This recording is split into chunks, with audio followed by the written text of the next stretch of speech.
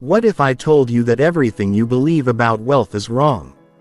That the reason you're not rich has nothing to do with your intelligence, your education, or even your circumstances, but everything to do with how your mind has been programmed to think about money? What if I told you that there are specific psychological patterns, mental frameworks, and cognitive strategies that wealthy people use every single day, but they never talk about them publicly? Because keeping these secrets gives them a massive advantage over everyone else. You see, there's a reason why the rich keep getting richer while the middle class stays stuck, spinning their wheels, working harder and harder, but never actually building real wealth. It's not because wealthy people are inherently smarter or more talented. It's because they think differently. They operate from a completely different psychological framework. One that most people never even know exists. The truth is, your relationship with money isn't about money at all.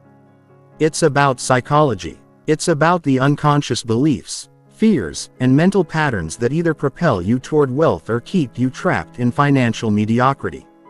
And here's the thing that will blow your mind. These psychological patterns can be learned, rewired, and mastered by anyone willing to do the mental work. But here's why most people will never discover these secrets. The wealthy don't want you to know how they really think. They don't want you to understand the psychological games they play, the mental models they use, or the cognitive advantages they've developed. Because if everyone knew these strategies, if everyone understood the real psychology of wealth, then their advantage would disappear. So they keep these strategies hidden. They talk about hard work and persistence and following your passion, but they never reveal the deeper psychological principles that actually create wealth. They give you surface-level advice while operating from psychological frameworks that give them an unfair advantage in every financial decision they make. But today that changes. Today you're going to learn the psychological cheat codes that the wealthy use to build and maintain their fortunes. You're going to discover the mental patterns that separate the rich from everyone else. And more importantly, you're going to learn how to rewire your own mind to think like they do. By the time you finish listening to this, you will never think about money the same way again. You'll understand why you've been struggling financially, why your current strategies aren't working, and exactly what you need to change in your thinking to start building real wealth. This isn't about getting rich quick or finding some magic formula. This is about fundamental psychological transformation. Because here's the truth. Wealth isn't created by what you do. Wealth is created by how you think. And once you master the psychology of the wealthy, everything else becomes possible. Chapter 1. The Great Deception. Before we dive into the psychology of wealth, you need to understand something that will shock you. Everything you've been taught about money is designed to keep you poor. I know that sounds extreme, but stay with me because once you see this pattern, you can never unsee it. From the moment you were born, you were programmed with beliefs about money that virtually guarantee you'll never build real wealth. These beliefs didn't come from evil conspirators in dark rooms. They came from well-meaning parents, teachers, and society itself. But the result is the same. A population of people who are psychologically programmed to stay financially average. Think about the messages you heard growing up. Money doesn't buy happiness. Money is the root of all evil. Rich people are greedy and selfish. You have to work hard for money. Money doesn't grow on trees. The love of money corrupts people. Rich people got lucky or inherited their wealth. You can't be spiritual and wealthy at the same time. Every single one of these beliefs creates psychological barriers to wealth. They program your subconscious mind to reject, sabotage, or feel guilty about pursuing financial success. And here's the insidious part. These beliefs feel virtuous. They make you feel like a good person for not caring about money, for not being greedy, for being content with less. But while you're feeling virtuous about your modest financial goals, there's a small group of people who learned a completely different set of beliefs about money. They learned that money is a tool for freedom and impact. They learned that wealth allows you to help more people and create more value in the world. They learned that financial success is not about greed, but about mastery, strategy, and psychological discipline. These people don't feel guilty about wanting wealth. They don't apologize for their success. They don't downplay their ambitions. And most importantly, they don't operate from the limiting beliefs that keep everyone else stuck. Now, here's where it gets really interesting. The wealthy don't just have different beliefs about money. They have different psychological patterns around risk, opportunity, time, and decision. They've developed cognitive frameworks that allow them to see possibilities where others see problems, to take calculated risks while others play it safe, and to think in decades while others think in days. But these psychological differences weren't innate. They were learned. And if they can be learned, they can be taught. That's exactly what we're going to do. The first thing you need to understand is that your current financial situation is not a reflection of your worth, your intelligence, or your potential. It's a reflection of your psychology. Change your psychology and you change your financial reality. It's that simple and that profound. But changing your psychology isn't easy because you're not just fighting against your own limiting beliefs. You're fighting against an entire system designed to keep you thinking small. Every advertisement telling you to buy things you don't need with money you don't have. Every news story about economic uncertainty designed to make you afraid to take risks. Every social message that equates wealth with moral corruption. The wealthy understand this psychological warfare and they've developed immunity to it. They've learned to think independently, to filter out the noise, and to make decisions based on logic and opportunity rather than fear and social conditioning. So before we go any further, you need to make a decision. Are you ready to question everything you believe about money? Are you ready to discover that some of your most cherished beliefs about wealth might be holding you back? Are you ready to think like the wealthy think, even if it means going against everything you've been taught? Because that's what it's going to take. The psychology of wealth isn't just different from what most people believe. It's often the complete opposite. Where most people see risk, the wealthy see opportunity. Where most people see problems, the wealthy see solutions. Where most people see limitations, the wealthy see possibilities. This isn't about becoming greedy or losing your values. This is about recognizing that your current financial beliefs might not be serving you and being open to adopting new mental frameworks that actually create wealth rather than repel it. The wealthy don't want you to know these psychological principles because knowledge is power and financial knowledge is financial power. They prefer to keep these strategies within their own circles, passing them down through generations, while everyone else struggles with outdated and counterproductive beliefs about money. But you're not everyone else. You're here because you're ready to think differently. You're ready to learn the psychological cheat codes that create wealth. And once you master these mental frameworks, you'll wonder how you ever thought any other way. So let's begin with the most fundamental psychological difference between the wealthy and everyone else. Their relationship with scarcity and abundance. Chapter 2. The Scarcity Prison. Right now as you're listening to this, there's a war happening in your mind. It's a war between two fundamental ways of viewing the world: scarcity and abundance. And depending on which side wins this war, you will either build wealth or remain financially stuck for the rest of your life. Most people, without even realizing it, operate from a scarcity mindset. This isn't their fault. Scarcity thinking is programmed into us from childhood through evolutionary biology, social conditioning, and economic fear-mongering. But here's what most people don't understand. Scarcity thinking is the single greatest barrier to wealth creation. When you operate from scarcity, you believe there's not enough to go around, not enough money, not enough opportunities, not enough success for everyone. This belief creates a psychological framework where you're constantly competing, hoarding, and playing defense rather than creating value and expanding possibilities. Scarcity thinking shows up in subtle but devastating ways. You negotiate harder to save a few dollars while missing opportunities to make thousands. You focus on cutting expenses rather than increasing income. You avoid risks that could multiply your wealth because you're terrified of losing what little you have. You feel threatened by other people's success because you believe their gain means your loss. But here's where it gets really insidious. Scarcity thinking creates what psychologists call a scarcity loop. When you believe resources are limited, you make decisions based on fear rather than opportunity.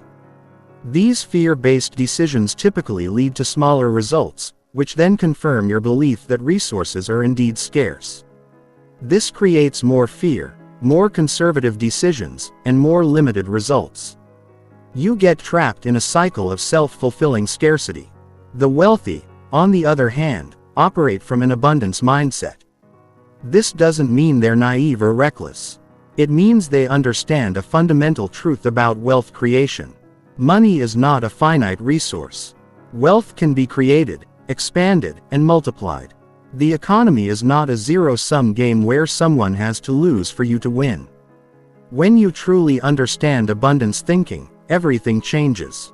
Instead of competing for a limited pie, you focus on making the pie bigger. Instead of hoarding money, you invest it to create more money.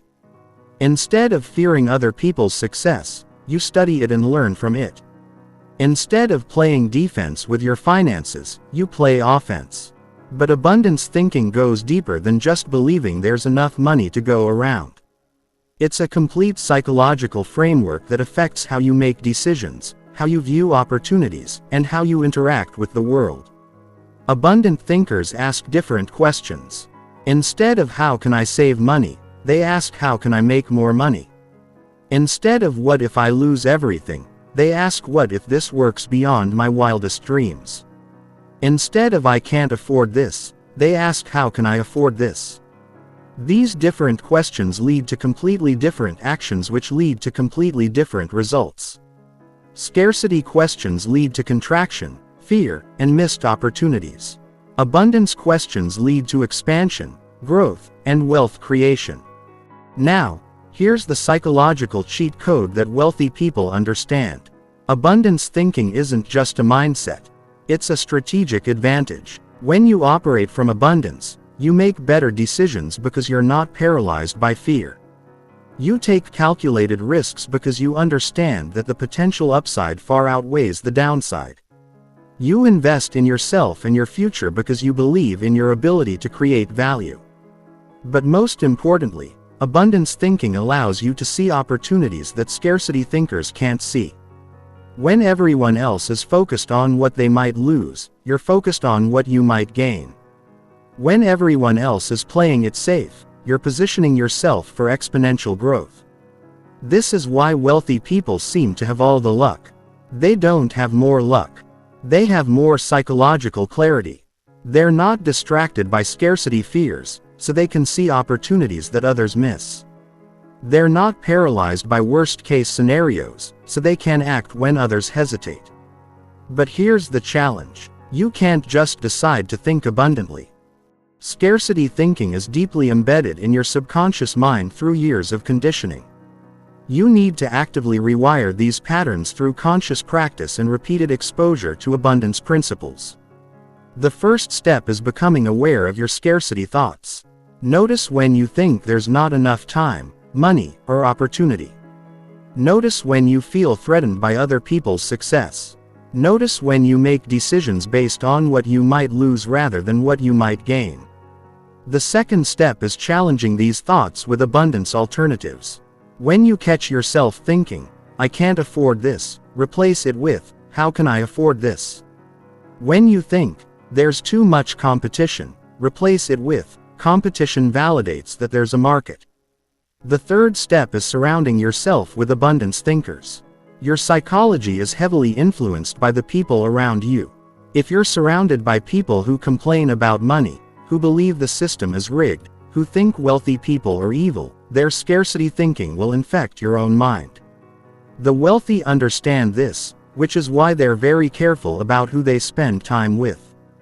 They surround themselves with other people who think abundantly, who see opportunities everywhere, who believe in expansion and growth. This isn't snobbery, it's psychological strategy. Because here's what most people don't realize. Your financial results are directly correlated with your psychological environment. If you want to think like wealthy people, you need to immerse yourself in their psychological frameworks. You need to study how they think, how they make decisions, and how they view the world. This brings us to one of the most powerful psychological tools wealthy people use. The ability to see money not as a scarce resource to be hoarded, but as an abundant tool to be leveraged. This fundamental shift in perception changes everything about how you approach wealth creation. When you see money as scarce, you try to accumulate it and hold on to it. When you see money as abundant, you focus on circulation, investment, and multiplication. Wealthy people understand that money sitting in a savings account is actually losing value due to inflation. They understand that the greatest risk isn't losing money. It's missing opportunities to grow money. This is why wealthy people are comfortable with debt when it's used to acquire appreciating assets. This is why they invest in businesses, real estate, and other vehicles that generate passive income. They understand that the goal isn't to have money. It's to have money working for you. But this level of thinking is only possible when you've broken free from the scarcity prison.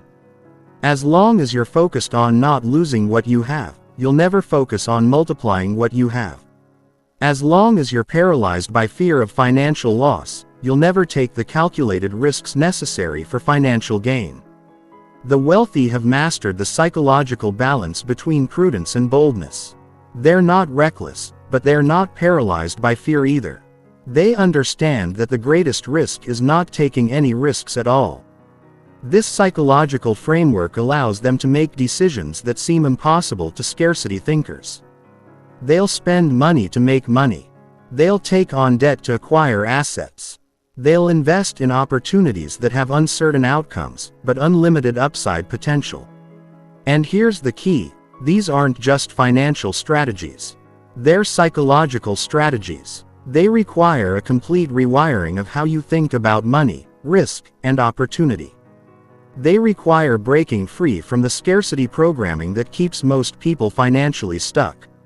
So the question becomes, are you ready to escape the scarcity prison? Are you ready to see money not as a limited resource to be hoarded but as an unlimited tool to be leveraged? Are you ready to make decisions based on potential gain rather than potential loss? Because once you make this psychological shift, everything else becomes possible. And the first place this shift becomes apparent is in how you perceive and handle risk. Which brings us to our next psychological cheat code. Chapter 3: The Risk Illusion. If you want to understand the psychology of wealth, you need to understand how wealthy people think about risk, because their relationship with risk is completely different from what most people believe. And this difference is one of the most powerful psychological advantages they possess. Most people have been programmed to believe that risk equals danger. They've been taught that the safest path is the best path, that security should be prioritized over opportunity, and that taking risks is essentially gambling with your future. This programming creates a psychological framework where risk is the enemy, something to be avoided at all costs. But here's what the wealthy understand that others don't. The biggest risk is not taking any risks at all. In a world where inflation erodes the purchasing power of money, where technology disrupts entire industries overnight, where economic conditions change rapidly, playing it safe is actually the most dangerous strategy you can pursue. While most people are trying to avoid risk, wealthy people are trying to understand risk, calculate risk, and manage risk. They don't see risk as something to be eliminated. They see it as something to be leveraged for exponential returns. This fundamental difference in risk perception creates completely different life strategies. Average people work to minimize risk. They choose stable jobs, save money in low-interest accounts, avoid debt, and stick to proven paths. Wealthy people work to optimize risk. They choose opportunities with asymmetric risk-reward ratios. They leverage other people's money. They invest in appreciating assets. And they create multiple income streams. But here's where it gets psychologically fascinating. Most people's perception of risk is completely backwards. They think working for someone else is safer than working for themselves, but they have no control over layoffs or company failures. They think saving money is safer than investing it, but inflation guarantees their purchasing power will decrease over time. They think avoiding debt is safer than using debt strategically, but they miss opportunities to leverage other people's money for wealth creation. The wealthy have learned to distinguish between different types of risk. There's financial risk, which can be calculated and managed. There's opportunity risk, which is the cost of missing chances for growth. And there's systemic risk, which comes from relying on systems outside your control. Most people focus exclusively on financial risk while ignoring opportunity risk and systemic risk. They're so afraid of losing money that they miss chances to make money. They're so focused on protecting what they have that they never position themselves to get what they want. Wealthy people, on the other hand, are much more concerned with opportunity risk. They understand that the opportunities you don't take cost you far more than the money you might lose on calculated risks. They'd rather take 10 calculated risks and have 7 fail than take no risks at all and miss the 3 that could have changed their lives. This creates a psychological phenomenon that separates the wealthy from everyone else. They become comfortable with uncertainty. While most people need guarantees before they'll act, wealthy people act despite uncertainty. They understand that uncertainty creates opportunity and that the people willing to act without guarantees are the ones who capture the greatest rewards. But this comfort with uncertainty isn't recklessness.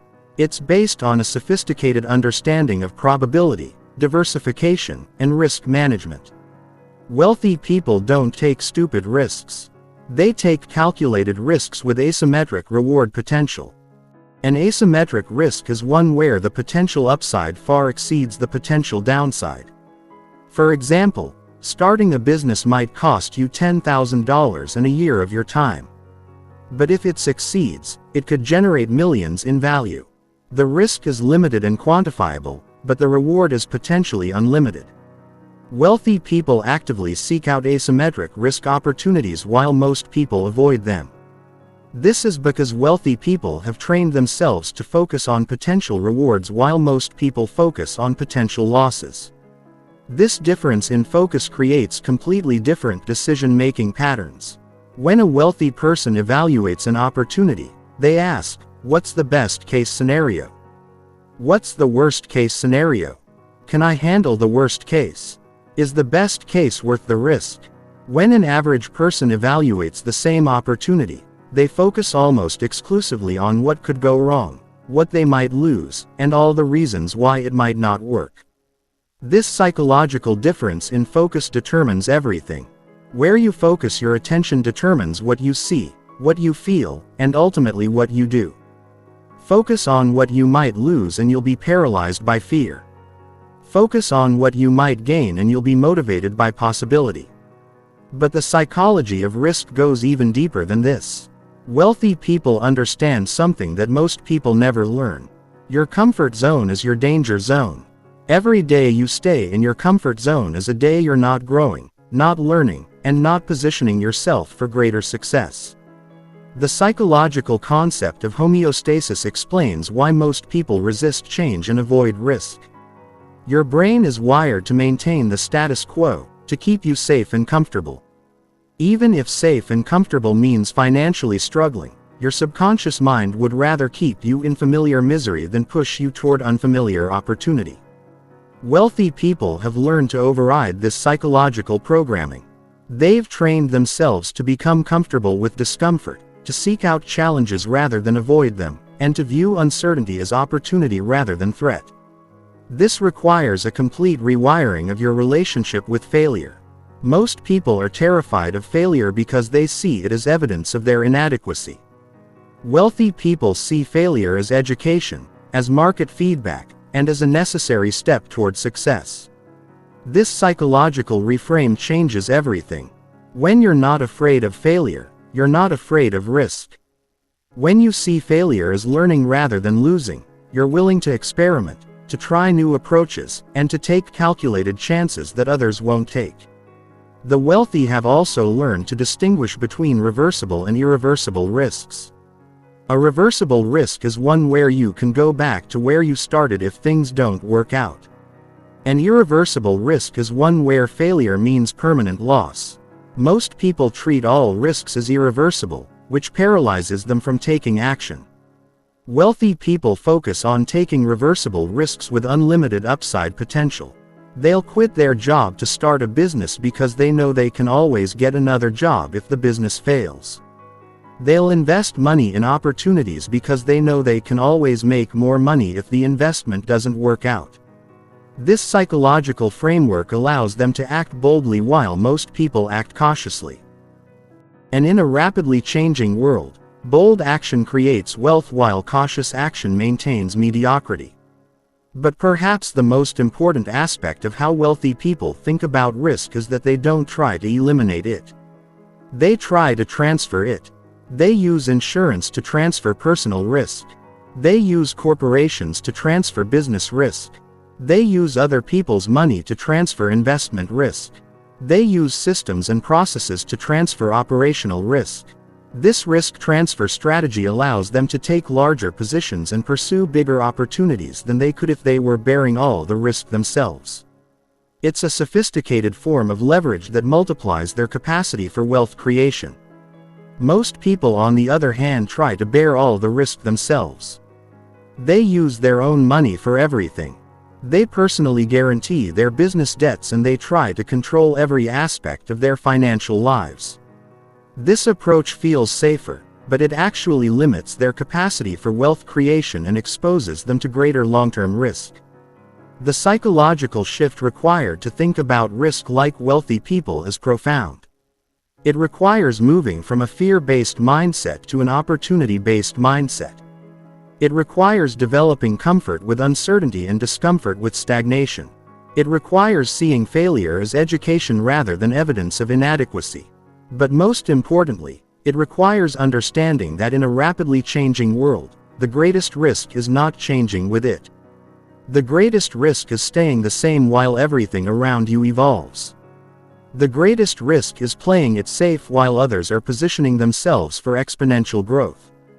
This brings us to one of the most powerful psychological tools wealthy people use to manage risk and create wealth. The concept of calculated speculation, which leads us to our next psychological cheat code. Chapter 4: The Leverage Mindset. Here's a truth that will fundamentally change how you think about wealth creation. Every wealthy person understands leverage. While most poor and middle-class people are terrified of it, this isn't just a financial difference. It's a psychological difference that separates those who build wealth from those who struggle financially their entire lives. When most people hear the word leverage, they think debt. And when they think debt, they feel fear. They've been programmed to believe that debt is bad, that owing money is dangerous, and that financial independence means owing nothing to anyone. This programming creates a psychological prison that keeps them trapped in their own limited resources. But wealthy people understand that leverage isn't about debt. It's about multiplication. Leverage is any tool, strategy, or resource that allows you to achieve more with less personal effort, time, or money. And once you master the psychology of leverage, you'll understand why the wealthy keep getting wealthier while others struggle to get ahead. There are several types of leverage that wealthy people use systematically, and each one requires a specific psychological framework to master. The first type is financial leverage, which means using other people's money to acquire assets or fund opportunities. Most people are terrified of this concept because they focus on what they owe rather than what they own. They see debt as a burden rather than a tool. Wealthy people have a completely different psychological relationship with debt. They distinguish between good debt and bad debt. Bad debt is money borrowed to buy depreciating assets or consumption items. Good debt is money borrowed to acquire appreciating assets or income-generating opportunities. When a wealthy person borrows money to buy rental real estate, they're not thinking about the debt. They're thinking about the asset. They understand that if they buy the right property at the right price with the right financing terms, the asset will generate enough income to service the debt while appreciating in value over time. The debt becomes a tool for wealth creation rather than a source of financial stress. This psychological shift is crucial because it allows wealthy people to control assets that they couldn't afford to buy outright. A person with $100,000 can either buy one property for cash or use that money as down payments to control 5 properties with financing. The leveraged approach creates 5 times the potential for income generation and appreciation. But financial leverage requires psychological discipline. You need to be able to handle the stress of owing money while focusing on the long-term wealth creation potential. You need to be able to analyze deals objectively without being clouded by fear. And you need to understand cash flow, market cycles, and risk management. The second type of leverage is time leverage, which means using other people's time to achieve your goals. Most people are stuck in a time for money exchange where they can only earn when they're working. Wealthy people understand that there are only 24 hours in a day. And if you want to create unlimited wealth, you need to leverage other people's time. This requires a complete psychological shift from doing everything yourself to building systems and teams. Most people resist this because they believe they can do everything better themselves. They don't want to spend money on help or they're afraid of losing control. Wealthy people overcome these psychological barriers by understanding that their time is their most valuable asset. Every hour they spend on low V-value activities is an hour they're not spending on high V-value wealth creation. They're willing to pay other people to handle tasks that others can do, so they can focus on activities that only they can do. This creates a multiplication effect where their efforts generate exponentially more results. Instead of one person working 40 hours a week, they might have 10 people working on their behalf, creating 400 hours of productive effort per week. But time leverage requires developing leadership skills, systems thinking, and the ability to delegate effectively. It requires trusting other people with important tasks and being comfortable with not controlling every detail of execution. The third type of leverage is knowledge leverage, which means using specialized knowledge to create disproportionate value. In the information age, the right knowledge applied at the right time can create enormous wealth with minimal resources. Wealthy people are obsessed with acquiring knowledge that gives them an edge in their chosen field. They invest heavily in education, mentoring, and specialized training because they understand that knowledge leverage has unlimited potential. A software programmer who understands artificial intelligence can create applications worth millions of dollars with just a laptop and internet connection. An investor who understands market cycles can time purchases and sales to maximize returns. An entrepreneur who understands psychology can create marketing messages that generate massive sales. The psychological barrier that keeps most people from developing knowledge leverage is that they underestimate the value of specialized knowledge. They think information should be free. They resist investing in education and they try to figure everything out themselves rather than learning from experts who have already solved the problems they're facing. Wealthy people have a completely different relationship with knowledge. They see specialized knowledge as the highest return investment they can make. They're willing to pay premium prices for the right information at the right time because they understand that one insight can pay for decades of education. The fourth type of leverage is network leverage, which means using relationships to create opportunities that wouldn't be available to you individually. The most successful people in any field understand that your network determines your net worth, and they invest significant time and energy in building relationships with other successful people. This isn't about using people or being manipulative. It's about creating mutually beneficial relationships where everyone benefits from the association. Wealthy people understand that business is fundamentally about relationships and that the right relationships can create opportunities that no amount of individual effort could generate. But network leverage requires overcoming several psychological barriers. Many people are too proud to ask for help, too scared to reach out to successful people, or too focused on what they can get rather than what they can give. Wealthy people approach networking with an abundance mindset. They look for ways to create value for others before asking for anything in return. They understand that the best networkers are the best connectors and that helping other people achieve their goals is the fastest way to achieve your own goals. The fifth type of leverage is technology leverage, which means using tools, systems, and automation to multiply your effectiveness. In the digital age, the right technology can allow one person to accomplish what previously required dozens of people. Most people use technology for consumption and entertainment. Wealthy people use technology for creation and multiplication. They invest in tools that automate routine tasks, systems that scale their businesses, and platforms that reach larger audiences. The psychological shift required for technology leverage is moving from being a technology consumer to being a technology creator.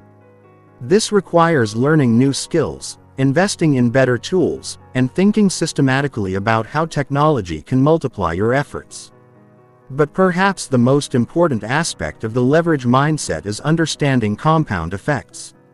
Each type of leverage multiplies the others, creating exponential rather than linear growth.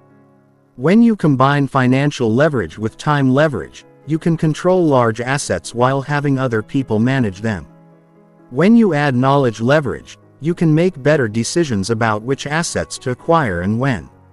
When you include network leverage, you get access to deals and opportunities that aren't available to the general public. When you incorporate technology leverage, you can analyze more opportunities and manage more assets with less personal effort. This is why wealthy people keep getting wealthier at an accelerating rate. They're not just working harder, they're working with increasing levels of leverage that multiply their efforts exponentially. The psychological barrier that keeps most people from developing a leverage mindset is that leverage requires giving up some control in exchange for multiplication. You have to be comfortable with other people handling important aspects of your wealth creation. You have to trust systems and processes rather than trying to control every detail yourself. This requires developing what psychologists call a growth mindset rather than a control mindset. A control mindset focuses on protecting what you have and maintaining personal control over every aspect of your financial life. A growth mindset focuses on creating more by leveraging resources beyond your individual capacity. The wealthy understand that you can't control your way to wealth, but you can leverage your way to wealth. They're willing to give up some control in exchange for exponential growth.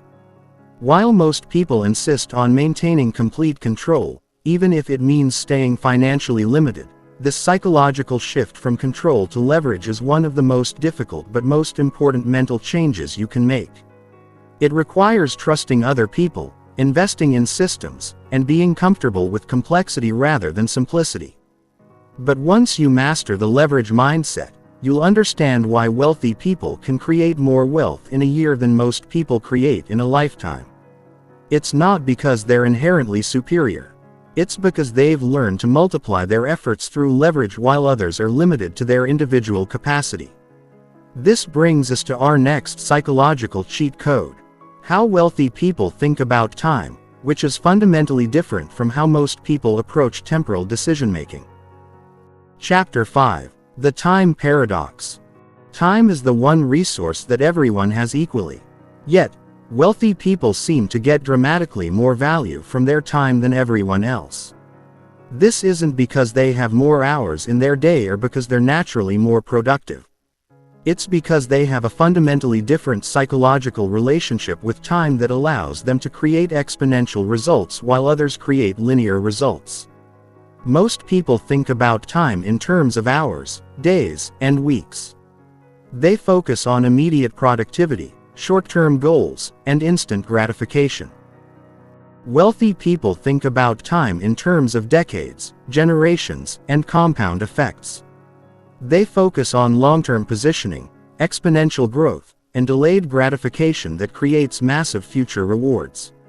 This difference in temporal thinking creates completely different decision patterns. When an average person makes a decision, they ask, "What will this cost me today?" Or, "How will this benefit me this month?" When a wealthy person makes the same decision, they ask, "How will this position me in 5 years?" Or, "What compound effects will this create over the next decade?"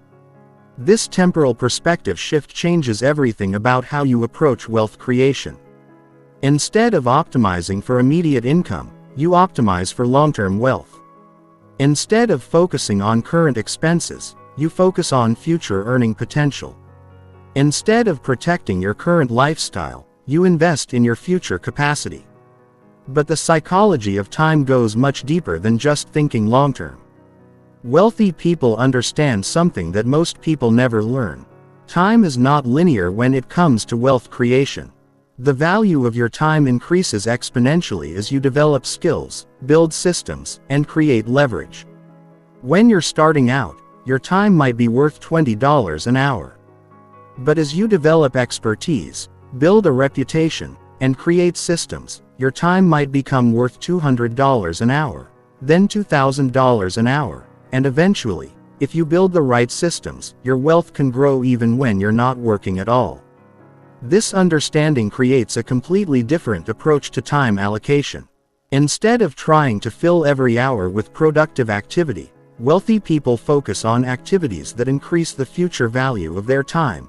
They invest time in learning skills that will pay dividends for decades. They build relationships that will create opportunities for years. They develop systems that will generate income without their ongoing involvement. Most people, on the other hand, are trapped in what psychologists call temporal myopia. They can only see the immediate consequences of their actions. They choose activities based on immediate rewards rather than long-term value creation. They work for immediate income rather than investing time in activities that could create passive income streams. This temporal myopia is reinforced by modern society, which is designed around instant gratification. Social media gives you immediate dopamine hits. Consumer culture encourages immediate purchases. The employment system pays you for immediate productivity rather than long-term value creation.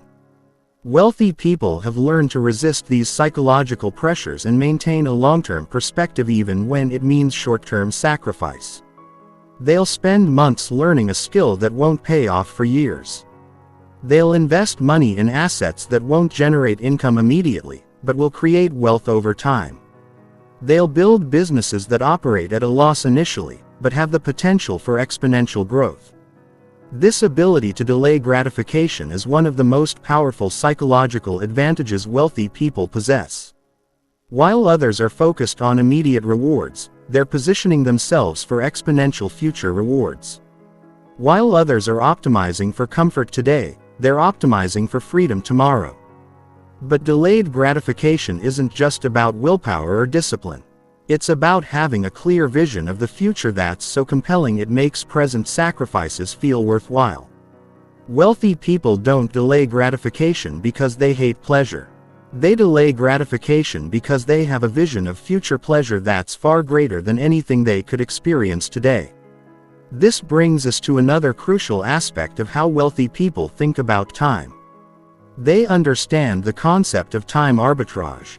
While most people think about trading time for money, wealthy people think about investing time to create systems that generate money without additional time investment. A wealthy person might spend 6 months building a business system that generates passive income for decades. An average person sees this as 6 months of unpaid work.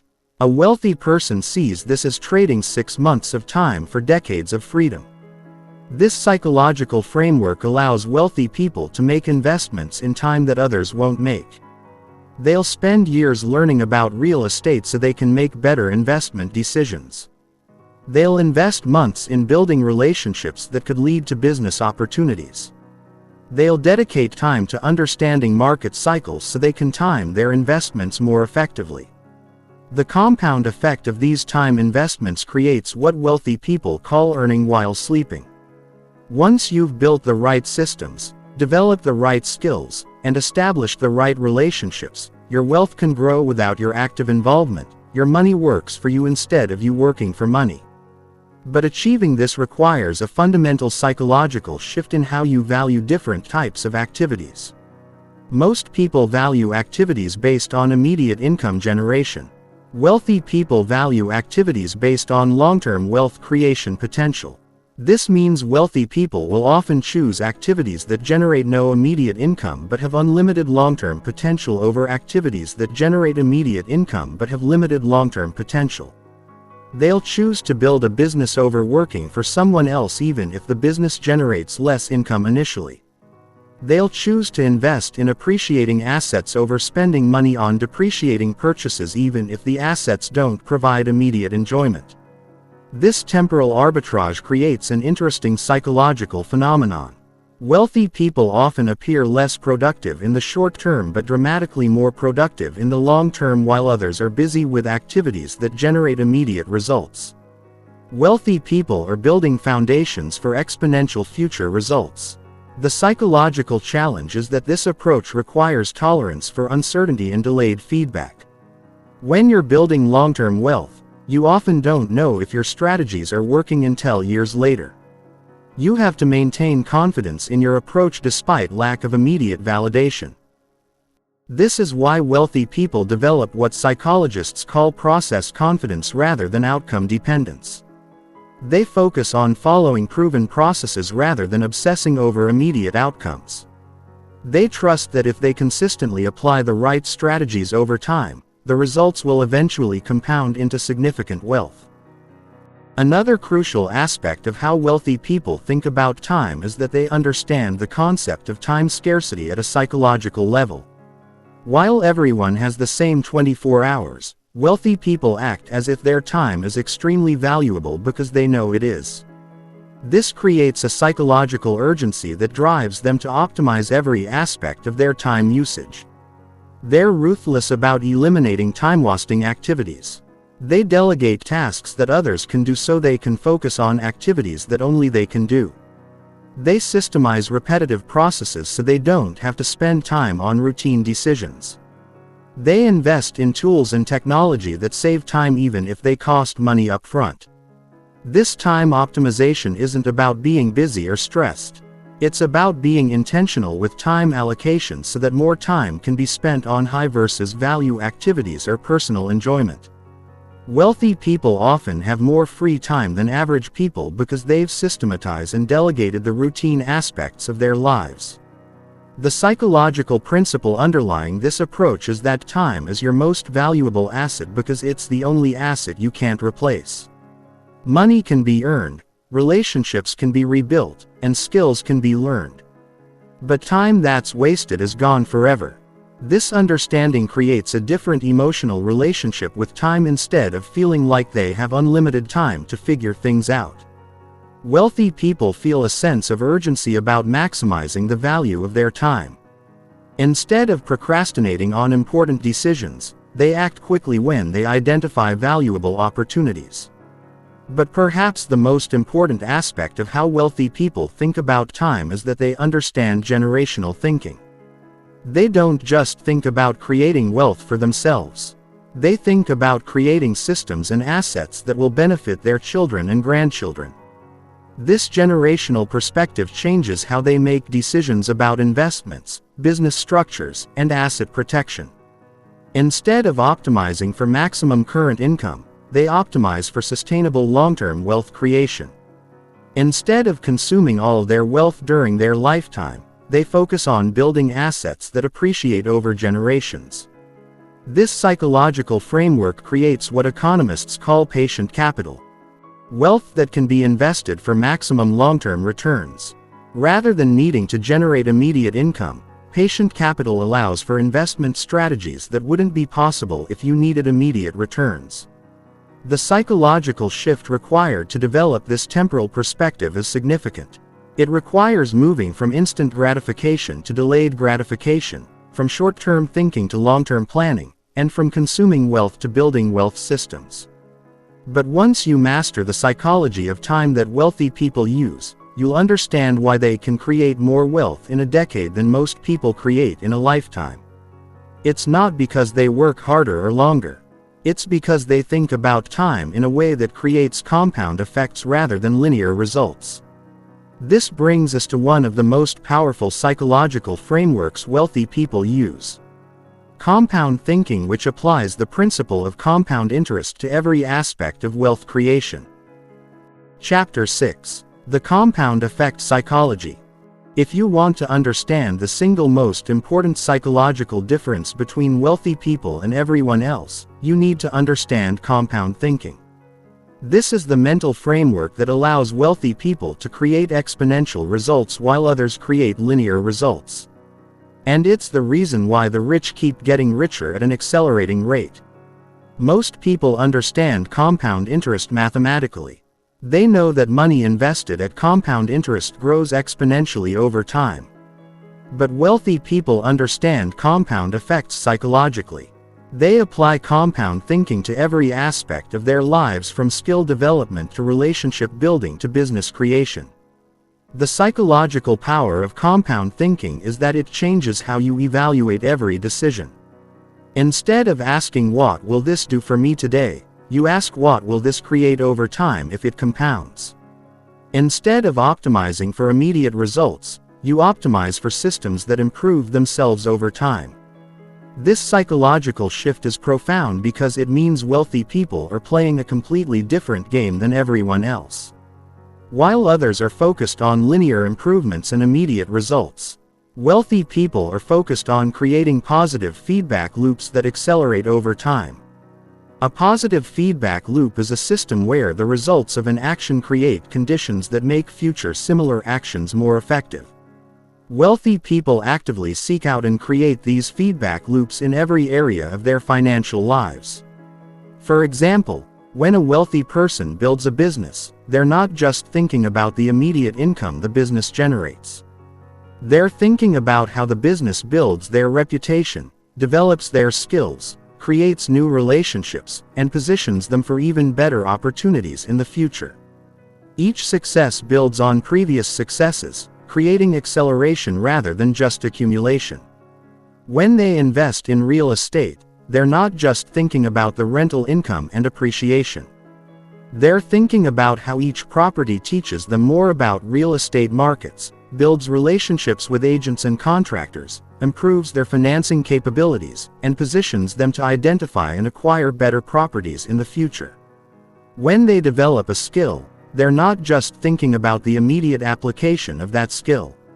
They're thinking about how that skill will open new opportunities, create new income streams, allow them to serve higher value clients, and provide a foundation for developing even more valuable skills. This compound thinking creates what psychologists call success spirals, positive momentum that builds on itself and accelerates over time. The more successful you become, the more opportunities you attract, the more valuable skills you develop, the faster you can develop additional skills. The more wealth you accumulate, the more investment opportunities become available to you. But compound thinking isn't just about positive results. It's also about understanding compound costs. Wealthy people understand that negative patterns also compound over time, which is why they're ruthless about eliminating behaviors, relationships, and investments that create negative compound effects. When an average person has a bad habit, they focus on the immediate cost of that habit. When a wealthy person identifies a bad habit, they calculate the compound cost over time, which is always dramatically higher than the immediate cost.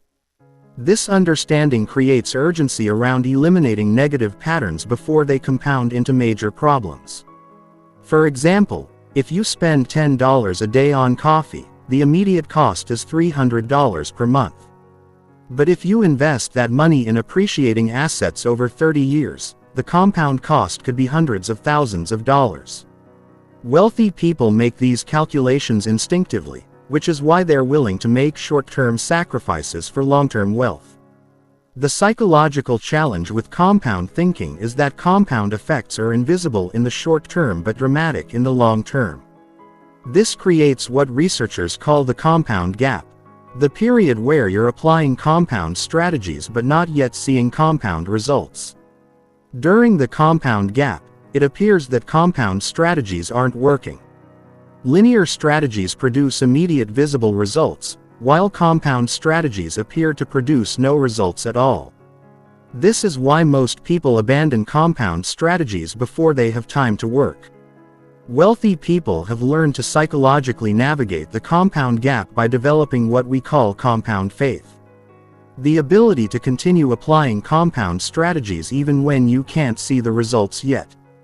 This requires a deep understanding of how compound effects work and unwavering confidence in the process. Compound faith is developed through education, experience, and surrounding yourself with other people who understand compound effects. The more you understand the mathematics and psychology of compounding, the easier it becomes to maintain compound behaviors during the gap period. But compound thinking goes beyond just understanding compound effects. It's about actively designing your life to maximize compound benefits. This means choosing activities, relationships, and investments not just for their immediate benefits, but for their potential to create positive feedback loops over time. Wealthy people ask different questions when evaluating opportunities. How could this compound over time? What positive feedback loops could this create? How could success in this area accelerate success in other areas? What systems could I build around this opportunity to maximize compound effects? These questions lead to different choices. Instead of choosing the highest paying job, you might choose the job with the best learning opportunities. Instead of investing all your money in the highest return investment, you might diversify into investments that create different types of compound benefits. Instead of networking just for immediate business opportunities, you might focus on building relationships that could compound over decades. This compound approach to decision requires psychological discipline because compound strategies often require short-term sacrifices for long-term benefits. You have to be willing to accept lower immediate returns in exchange for higher compound returns. You have to resist the temptation to optimize for immediate gratification when long-term optimization would create better results. The psychological principle underlying compound thinking is delayed gratification, but it's delayed gratification with a sophisticated understanding of how small actions compound into massive results over time. It's not just about waiting for results. It's about understanding how to create systems that generate accelerating results. One of the most powerful applications of compound thinking is in skill development. Most people try to learn skills for immediate application. Wealthy people develop skills that compound. Skills that make other skills easier to learn, skills that create opportunities for developing additional skills, and skills that become more valuable over time. For example, learning to read financial statements isn't just about understanding one company's finances. It's a skill that compounds because it helps you evaluate any investment opportunity, understand any business model, and identify financial patterns across entire industries. Each financial statement you analyze makes you better at analyzing all future financial statements. Similarly, developing negotiation skills doesn't just help you in one negotiation. It's a skill that compounds because it improves every business interaction, increases your confidence in all future negotiations, and creates better outcomes that position you for even better opportunities. Wealthy people actively seek out these compound skills. Skills that create leverage across multiple areas of their lives. Instead of developing narrow specializations, they develop broad capabilities that enhance everything else they do. This compound approach to skill development creates what researchers call skill stacking. The combination of multiple compound skills that create exponential rather than additive benefits. A person who develops skills in sales, marketing, finance, and psychology doesn't just have 4 separate skills. They have a combination that's exponentially more valuable than the sum of its parts. The psychological framework that enables compound thinking is what we call systems thinking rather than event thinking. Event thinking focuses on individual outcomes and immediate results. Systems thinking focuses on the processes that create outcomes and the patterns that generate results over time. When something good happens to a person with event thinking, they feel lucky. When something good happens to a person with systems thinking, they analyze what system created that result and how they can optimize that system to create better results more consistently. When something bad happens to a person with event thinking, they feel unlucky or blame external circumstances. When something bad happens to a person with systems thinking, they look for the systematic causes and modify their systems to prevent similar problems in the future. This systems approach to thinking allows wealthy people to create predictable compound results rather than hoping for lucky breaks. Instead of trying to time markets, they build systems for identifying good investments over time. Instead of trying to find the perfect business opportunity, they develop systems for recognizing and evaluating opportunities consistently. The compound effect of systems thinking is that your decision improves over time. Each decision provides feedback that improves your systems, which leads to better future decisions, which generates better results, which provides better feedback for system improvement. This creates a compound learning loop that accelerates your wealth creation capabilities. But perhaps the most important aspect of compound thinking is understanding what wealthy people call compound positioning.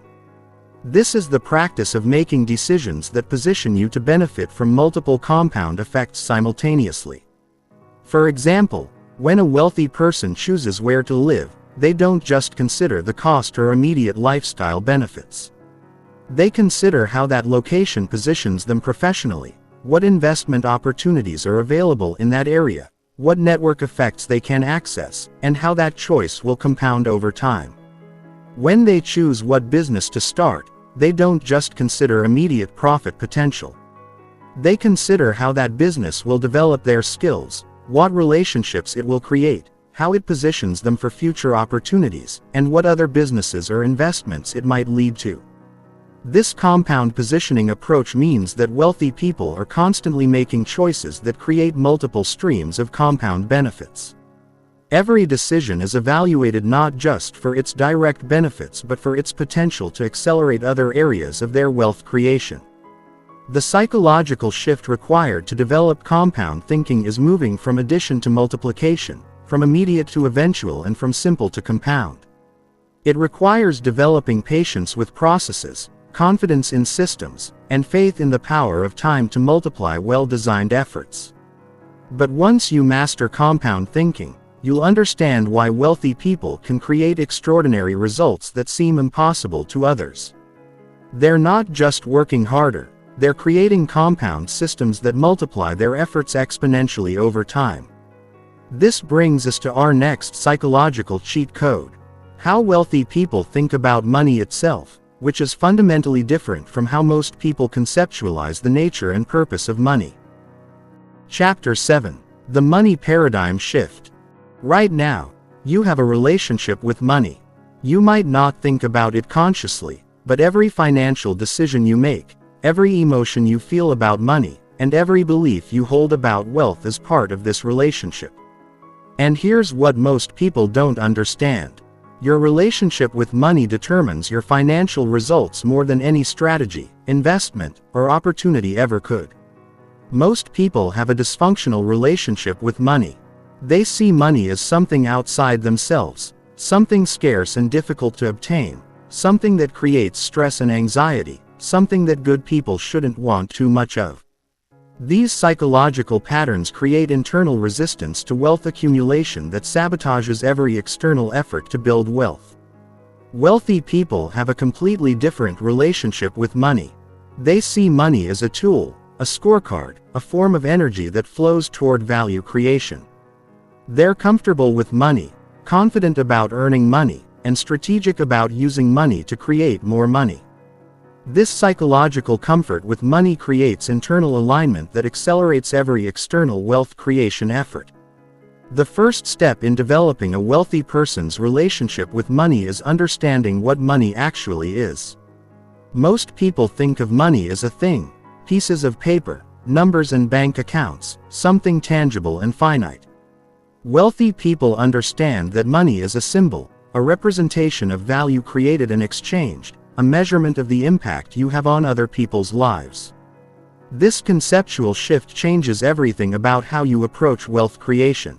Instead of trying to get money, you focus on creating value. Instead of thinking about what you can take from the market, you think about what you can give to the market. Instead of seeing wealth as something you acquire, you see wealth as something you create. When you understand that money is a symbol of value creation, earning money becomes about serving others rather than serving yourself. The more value you create for other people, the more money flows toward you. The better you solve problems, meet needs, and improve lives, the wealthier you become. This value creation mindset eliminates the psychological guilt that many people feel about wanting wealth. Instead of feeling selfish for wanting money, you realize that creating wealth requires creating value for others. Instead of feeling like wealth accumulation takes away from others, you understand that true wealth creation benefits everyone involved. But the psychology of money goes much deeper than understanding its symbolic nature. Wealthy people have learned to see money as energy rather than matter. Energy flows, moves, and multiplies. Matter sits, accumulates, and depletes. This energy perspective creates a completely different approach to money management. When you see money as energy, you focus on circulation rather than accumulation. You understand that money sitting in savings accounts is stagnant energy that's losing power over time due to inflation. You realize that money invested in appreciating assets or productive businesses is energy that's growing and multiplying. This energy perspective also changes how you think about spending money. Instead of seeing every expenditure as a loss, you evaluate whether each expenditure creates more energy than it consumes. Spending money on education, tools, or opportunities that increase your earning capacity becomes energy multiplication rather than energy depletion. Wealthy people apply this energy thinking to every financial decision. They ask, does this expenditure create more financial energy than it consumes? Does this investment multiply energy or just store it? Does this business decision increase or decrease the flow of financial energy? This energy-based decision-making framework creates a completely different approach to money management than the scarcity-based approach most people use. Instead of trying to conserve and protect money, you focus on circulating and multiplying money.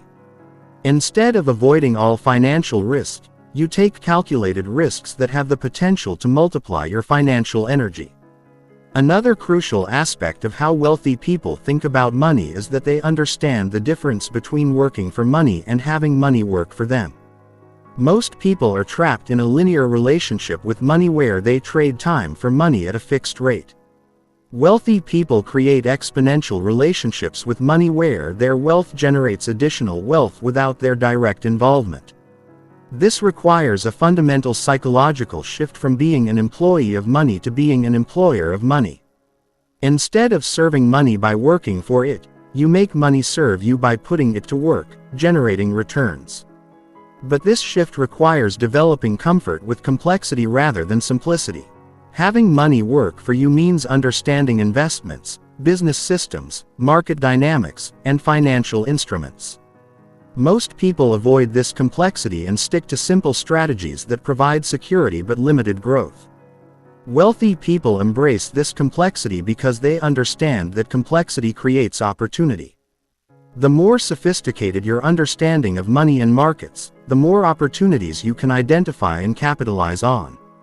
The willingness to learn complex financial concepts becomes a competitive advantage that creates wealth over time. This brings us to one of the most important psychological differences in how wealthy people think about money. They see money as infinite rather than finite.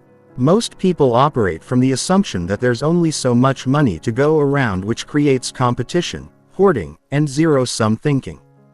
Wealthy people understand that money is created, not just distributed. Every time someone solves a problem, creates value, or improves efficiency, new wealth is created. The economy is not a fixed pie where someone has to lose for you to win. It's an expanding system where value creation benefits everyone. This infinite money mindset creates completely different behaviors. Instead of competing for existing money, you focus on creating new money through value creation. Instead of trying to take market share from competitors, you focus on expanding the total market. Instead of hoarding money out of fear of scarcity, you invest money to create abundance. The psychological power of the infinite money mindset is that it eliminates the guilt, fear, and competition that plague most people's relationship with money. You don't have to feel bad about wanting wealth because your wealth creation doesn't take away from others. You don't have to fear losing money because you understand how to create more money. You don't have to compete destructively because you're focused on value creation rather than value capture. But perhaps the most sophisticated aspect of how wealthy people think about money is that they understand money as a measuring system rather than a goal system. Money becomes a way to measure the value you're creating, the impact you're having, and the effectiveness of your strategies, but it's not the ultimate objective. This measuring system perspective prevents the psychological trap that destroys many people's relationship with money. Making money the end goal rather than a means to an end. When money becomes the goal, you start making decisions that optimize for money accumulation rather than value creation, which paradoxically makes it harder to create sustainable wealth. Wealthy people keep money in perspective by maintaining clarity about what money enables rather than worshiping money itself. Money enables freedom, security, impact, and options. But it's not valuable in itself. This perspective prevents the psychological distortions that come from making money your identity or your primary source of self-worth. The psychological framework that underlies all healthy relationships with money is what we call money neutrality. This means seeing money as neither good nor evil, neither something to be pursued obsessively nor something to be avoided guilty. Money is simply a tool. And like any tool, its value depends on how skillfully and ethically you use it. Money neutrality allows you to make rational decisions about money without being clouded by emotional reactions. You can pursue wealth creation strategies without guilt or fear. You can take calculated risks without being paralyzed by potential losses. You can enjoy money without being corrupted by it. But developing money neutrality requires conscious work to identify and eliminate the emotional baggage most people carry about money. You need to examine the beliefs you inherited about money, the fears you've developed around money, and the stories you tell yourself about what money means. Most people have unconscious negative associations with money that sabotage their wealth creation efforts. They believe that wanting money makes them greedy, that having money makes them selfish, that pursuing wealth corrupts their values, or that rich people are inherently bad people. These negative associations create internal resistance to wealth accumulation. Even when you consciously want to build wealth, your subconscious mind will sabotage your efforts if it believes that wealth is inconsistent with being a good person. Wealthy people have learned to eliminate these negative associations by developing a more sophisticated understanding of the relationship between money and morality. They understand that money amplifies who you already are rather than changing who you are. Good people with money become more generous, more impactful, and more capable of helping others. Bad people with money become more dangerous, but the money doesn't make them bad. This understanding allows wealthy people to pursue wealth creation without moral conflict. They can be aggressive about building wealth while maintaining their ethical standards.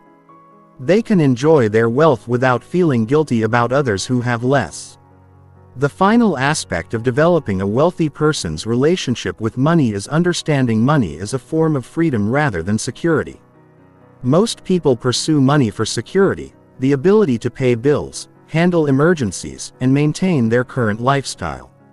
Wealthy people pursue money for freedom, the ability to make choices based on what they want to do rather than what they have to do. This freedom perspective creates different wealth creation strategies. Instead of accumulating money to feel secure, you build wealth systems that create options.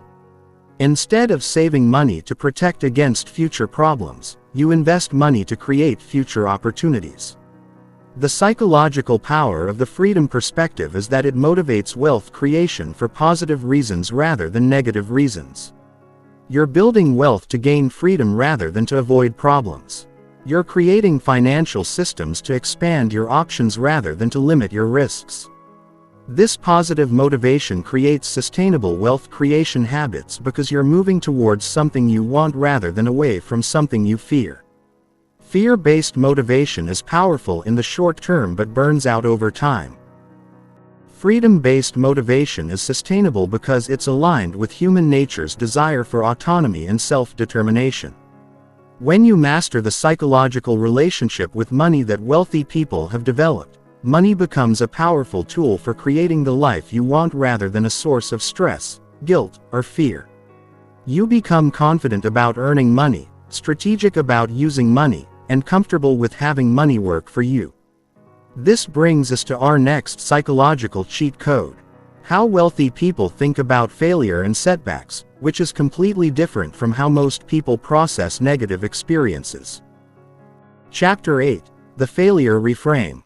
If you want to understand one of the most powerful psychological advantages wealthy people possess, you need to understand their relationship with failure. While most people are paralyzed by the fear of failure, wealthy people have learned to see failure as education, feedback, and opportunity. This fundamental difference in how they process setbacks is one of the most important factors in their ability to create wealth consistently. Most people have been programmed to see failure as evidence of inadequacy. From childhood, they're taught that failure means they're not smart enough, not talented enough, or not worthy enough. This programming creates a psychological framework where failure becomes an identity threat rather than a learning opportunity. When most people experience a business failure, investment loss, or financial setback, they internalize it as proof that they're not cut out for wealth creation. They use the failure as evidence that they should stick to safer, more conservative approaches. They let one setback prevent them from taking future risks that could lead to greater success. Wealthy people have a completely different psychological relationship with failure. They see failure as tuition paid to the University of Real-World Education. They understand that every failure contains valuable information that can improve their future decision. They view setbacks as market feedback rather than personal inadequacy. This reframe is psychologically powerful because it eliminates the emotional devastation that comes with failure.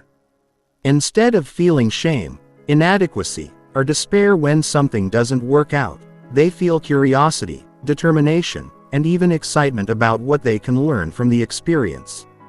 But this isn't just positive thinking or psychological denial. Wealthy people have learned to extract maximum value from their failures through systematic analysis and integration. They don't just bounce back from failures. They use failures to become stronger, smarter, and more effective. When a wealthy person experiences a business failure, they conduct what we call a failure autopsy. They analyze every aspect of what went wrong, what assumptions were incorrect, what market signals they missed, what skills they need to develop, what systems failed, and what they would do differently with the same opportunity. This systematic analysis transforms failure from an emotional experience into an educational experience. Instead of dwelling on what they lost, they focus on what they learned. Instead of regretting the experience, they integrate the lessons into their future decision-making frameworks. The psychological principle underlying this approach is what researchers call growth mindset versus fixed mindset.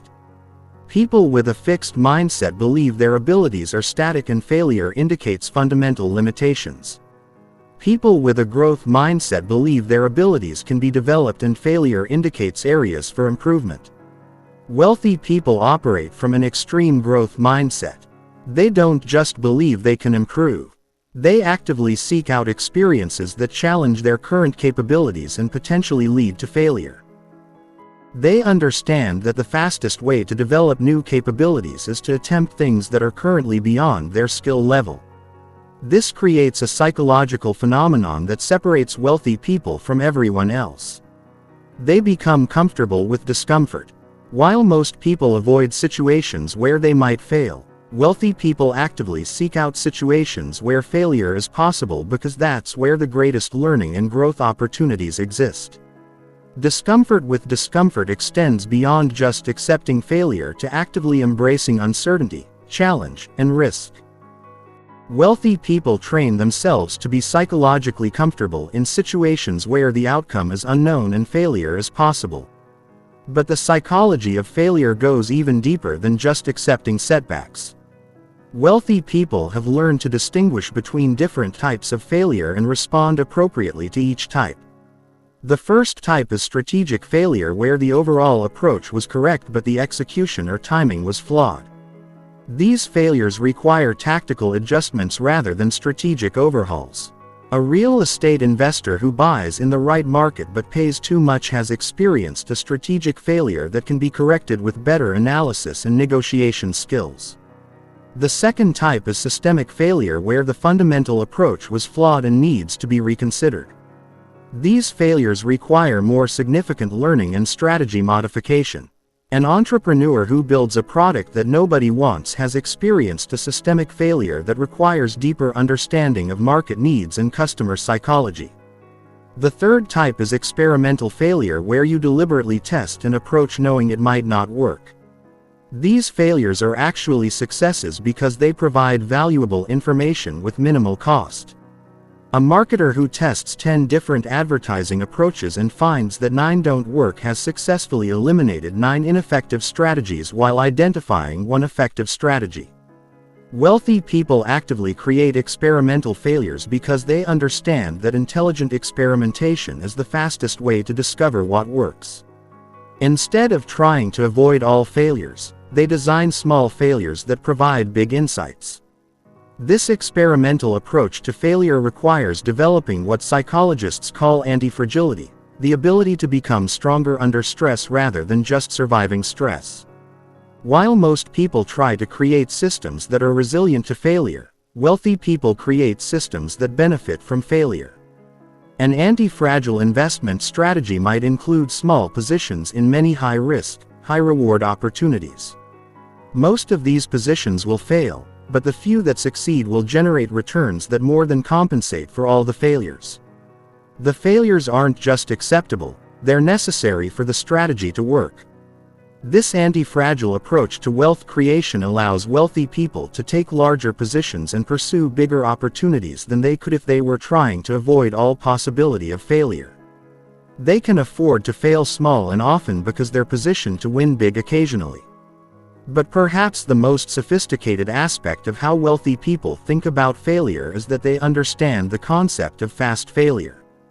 Instead of trying to avoid failure or slow down failure, they try to fail as quickly and cheaply as possible when something isn't working.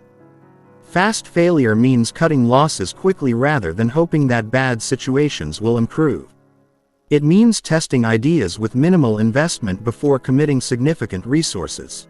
It means being willing to admit mistakes early rather than doubling down on failing strategies. This fast failure approach requires overcoming several psychological biases that keep most people trapped in failing situations. The sunk cost fallacy makes people continue investing in failing projects because they've already invested so much.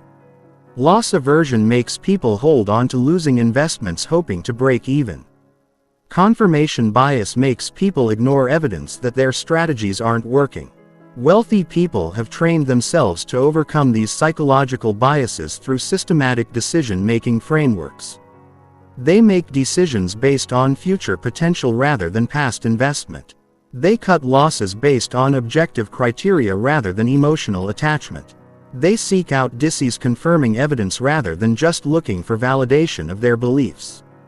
The psychological training required to implement fast failure is significant because it goes against human nature. Our brains are wired to avoid losses which made sense in survival situations but creates problems in wealth creation situations where calculated risks and quick pivots are necessary for success. But the most important aspect of how wealthy people think about failure is that they understand failure as a competitive advantage. While their competitors are paralyzed by fear of failure, they're learning from failure. While others are playing it safe to avoid setbacks, they're taking calculated risks that create opportunities for exponential growth. This failure advantage compounds over time. Each failure provides education that improves future decision-making. Each setback builds psychological resilience that enables bigger risks. Each mistake develops pattern recognition that prevents similar mistakes in the future. After enough failures, Wealthy people develop what we call failure immunity. They become psychologically comfortable with failure to the point where it no longer limits their actions. They can pursue opportunities aggressively because they're not afraid of the downside. They can make bold decisions because they're confident in their ability to handle whatever happens. This failure immunity becomes a massive psychological advantage because it eliminates the fear-based decision that limits most people's wealth creation potential. When you're not afraid of failure, you can focus entirely on maximizing upside potential rather than minimizing downside risk. The reframe from failure as threat to failure as opportunity also changes how wealthy people approach learning and skill development. Instead of only learning from their own experiences, they actively study other people's failures to accelerate their own learning process. They read business case studies that analyze failed companies. They study market crashes to understand what created the conditions for failure. They interview people who have experienced significant setbacks to learn from their experiences without having to live through those setbacks themselves. This vicarious learning from failure allows them to develop wisdom without having to experience every possible type of setback personally. They can learn from decades of other people's failures in a fraction of the time it would take to experience those failures themselves. But perhaps the most powerful psychological tool wealthy people use in relation to failure is what we call premortems. The practice of imagining failure before it happens and developing contingency plans for dealing with potential setbacks. Before making any significant investment or business decision, they systematically consider what could go wrong and how they would respond to each scenario. This mental preparation eliminates the shock and emotional devastation that comes with unexpected failure and allows them to respond more rationally when problems arise. Premortems also help them identify potential problems before they occur and design strategies that minimize the probability of failure or limit the cost of failure if it occurs. This proactive approach to failure management is much more effective than reactive crisis management. The psychological benefit of premortems is that they eliminate much of the fear that paralyzes people when considering risky opportunities. When you've already mentally rehearsed how you would handle failure, the prospect of failure becomes much less frightening. You can pursue opportunities more boldly because you're prepared for various outcomes. When you master the psychological relationship with failure that wealthy people have developed, failure becomes a tool for wealth creation rather than a barrier to wealth creation. You become willing to take the calculated risks necessary for exponential growth. And you develop the psychological resilience necessary to persist through the inevitable setbacks that come with ambitious wealth creation goals. This brings us to our final psychological cheat code in this section. How wealthy people think about and use social dynamics to accelerate their wealth creation, which is perhaps the most sophisticated and misunderstood aspect of wealth psychology.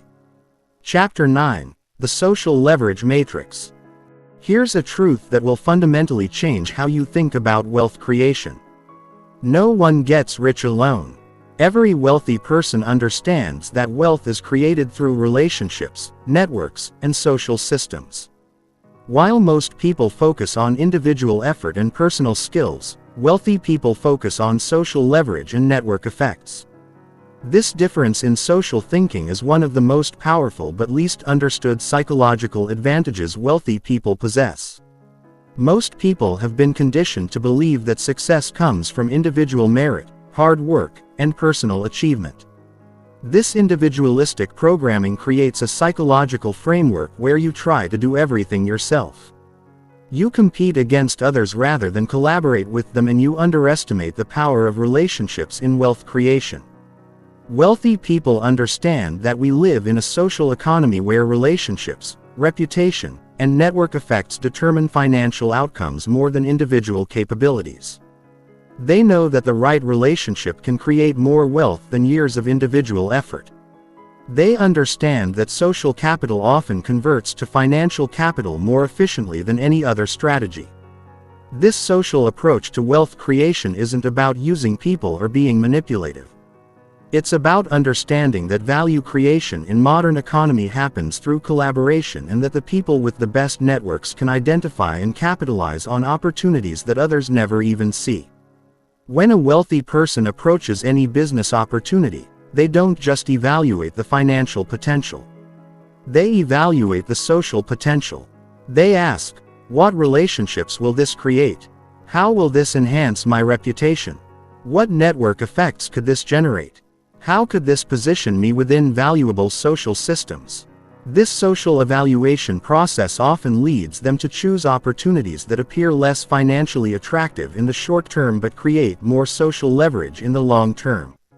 They might accept lower immediate compensation for a role that connects them with influential people. They might invest in businesses that operate within valuable networks even if the immediate returns are modest. This long-term social thinking creates what researchers call network effects.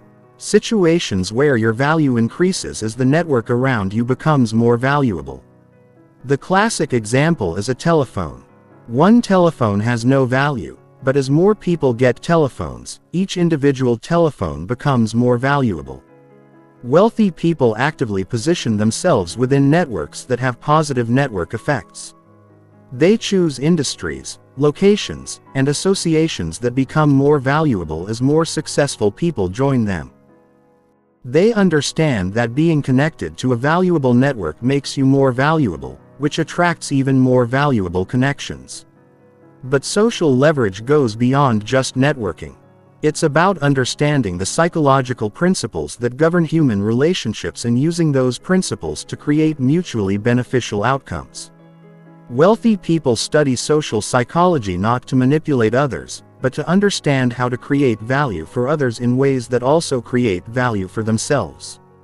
One of the most important social psychology principles wealthy people understand is reciprocity. When you create value for someone else, they feel psychologically compelled to create value for you in return. This isn't manipulation, it's how human relationships naturally function. The key is creating genuine value first rather than expecting value from others. Wealthy people apply this reciprocity principle systematically. They look for ways to help others achieve their goals, solve their problems, or advance their interests. They understand that the more value they create for their network, the more value their network will create for them over time. This value-first approach eliminates the transactional feeling that makes most networking efforts ineffective.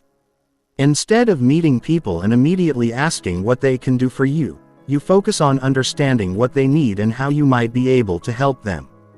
This creates genuine relationships rather than superficial business connections. Another crucial social psychology principle wealthy people understand is social proof. People are more likely to trust, respect, and do business with individuals who are already trusted and respected by others. This creates a psychological momentum where success attracts more success. Wealthy people actively build social proof by associating with other successful people, contributing to respected institutions, and positioning themselves as experts in their fields. They understand that perception often determines reality in social and business contexts. This focus on social proof creation leads them to make decisions that might seem inefficient from an individual productivity standpoint, but are highly effective from a social leverage standpoint. They might spend time at industry events, write articles for respected publications, or speak at conferences not for immediate financial gain, but for the social proof these activities create. The compound effect of social proof is that it creates what psychologists call authority bias. People automatically assume that someone with social proof knows what they're talking about and can be trusted with important decisions. This authority bias opens doors, creates opportunities, and generates business that would be impossible to create through individual effort alone. But perhaps the most sophisticated aspect of how wealthy people think about social dynamics is their understanding of what we call social arbitrage. The ability to create value by connecting people and resources that wouldn't otherwise be connected. Social arbitrage requires developing a broad network across different industries, social groups, and geographic locations. When you understand the needs, capabilities, and opportunities within multiple networks, you can identify situations where resources from one network could solve problems in another network. For example, you might know an investor looking for real estate opportunities and a developer who needs funding for a project. By connecting them, you create value for both parties and position yourself for potential involvement in the deal. You might know a company that needs a specific type of expertise and a consultant who provides that expertise. By making the introduction, you help both parties while building social capital with each. This social arbitrage approach requires a different mindset than most people have about networking. Instead of networking to promote yourself, you network to understand what others need so you can connect them with solutions. Instead of trying to extract value from your network, you focus on creating value within your network. The psychological challenge with social leverage is that it requires giving value before receiving value, which goes against the immediate gratification mindset that dominates modern culture.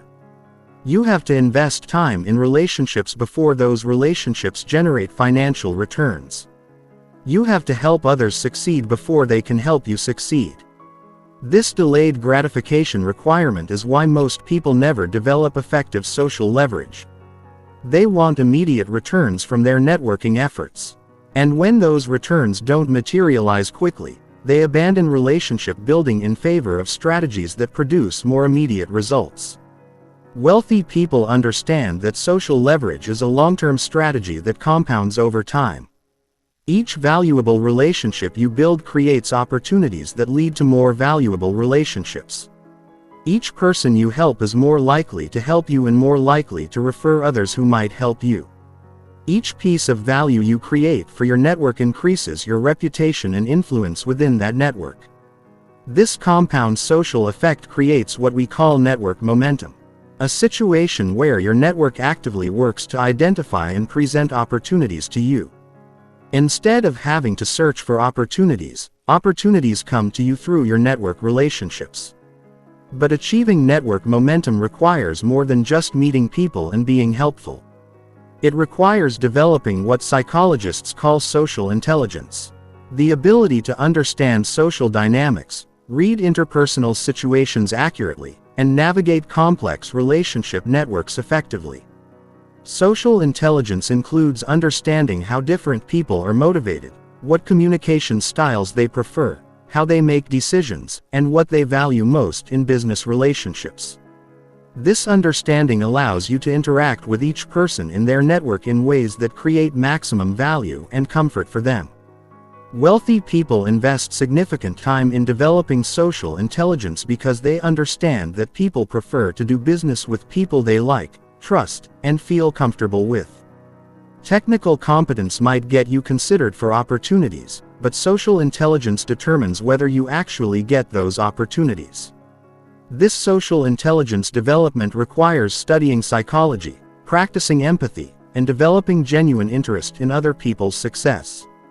It's not about manipulation or fake charm. It's about becoming someone that others genuinely want to work with and help succeed. Another crucial aspect of social leverage that wealthy people understand is the importance of social positioning. This means consciously choosing the social contexts where you want to be known and respected and then systematically building your reputation and influence within those contexts. Most people allow their social positioning to happen accidentally based on where they work, where they live, and who they happen to meet. Wealthy people choose their social positioning strategically based on where they want their career and wealth creation efforts to go. If you want to build wealth through real estate, you position yourself within real estate investment communities. If you want to build wealth through technology, you position yourself within technology and entrepreneurship networks. If you want to build wealth through finance, you position yourself within financial services and investment communities. This strategic social positioning requires being willing to start at the bottom of valuable networks rather than being at the top of less valuable networks. You might have to accept being a small fish in a big pond rather than a big fish in a small pond, but the growth potential is much greater in valuable networks. The psychological challenge with strategic social positioning is that it often requires leaving comfortable social environments where you're already established and respected. You have to be willing to rebuild your reputation and influence in new contexts that offer greater long-term potential. But the most powerful aspect of social leverage is understanding what wealthy people call social amplification. The ability to use social dynamics to multiply the impact of your individual efforts. Social amplification happens when your network starts promoting your ideas, recommending your services, and creating opportunities for you without your direct involvement. This is the ultimate form of social leverage because your influence and opportunities expand beyond your individual capacity to create them. Achieving social amplification requires developing a reputation for creating exceptional value, maintaining high integrity, and helping others succeed. When people have positive experiences working with you, they naturally want to share those experiences with others who might benefit from working with you. This word-of-mouth promotion is more powerful than any marketing or self-promotion you could do because it comes from trusted sources rather than from you directly. People are much more likely to trust recommendations from their network than claims you make about yourself. The compound effect of social amplification is that your opportunities and influence can grow exponentially rather than linearly. Each successful collaboration leads to multiple referrals. Each person you help becomes an advocate who promotes you to their network. Each piece of exceptional value you create generates social capital that creates future opportunities. But social amplification requires a fundamental shift from self-promotion to value creation. Instead of trying to convince people of your value, you focus on demonstrating your value through your actions. Instead of talking about what you can do, you focus on doing exceptional work that speaks for itself. This value demonstration approach requires confidence in your abilities and patience with the process. You have to trust that exceptional work will be recognized and rewarded over time, even if the recognition doesn't come immediately. The psychological framework that enables effective social leverage is what we call abundance networking versus scarcity networking. Scarcity networking is trying to extract value from relationships for your immediate benefit. Abundance networking is creating value within relationships that benefits everyone involved. Abundance networking requires believing that there are enough opportunities for everyone to succeed, that helping others succeed doesn't diminish your own opportunities, and that the best way to advance your own interests is to advance the interests of others. This abundance approach eliminates the competitive transactional feeling that makes most networking efforts uncomfortable and ineffective. When you're genuinely focused on helping others succeed, networking becomes enjoyable and natural rather than stressful and artificial. The final aspect of social leverage that separates wealthy people from everyone else is their understanding of social systems and how to position themselves advantageously within those systems. Every industry, market, and community has social systems that determine how opportunities are distributed, how decisions are made, and how influence flows. Most people operate within these systems without understanding them. Wealthy people study these systems and position themselves to benefit from how they function. This system's understanding allows them to identify the key people, key relationships, and key positions that create disproportionate influence within their chosen fields. Instead of trying to work harder within the system, they work smarter by positioning themselves at points of maximum leverage within the system. This social systems approach to wealth creation is perhaps the most sophisticated psychological tool wealthy people use.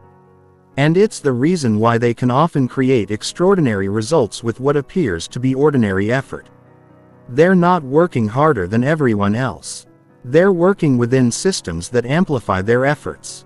When you master the social leverage principles that wealthy people use, you'll understand why networking and relationship building are among the highest return activities you can invest your time in. You'll see why wealthy people often prioritize social capital over financial capital in their early career stages and why they continue to invest in relationship building even after they've achieved financial success. This brings us to our next psychological cheat code: how wealthy people think about and manage their psychology around money, which involves sophisticated emotional regulation strategies that most people never develop. Chapter 10. The Emotional Intelligence Advantage. If you want to understand why some people can make rational financial decisions while others are controlled by their emotions around money, you need to understand the role of emotional intelligence in wealth creation.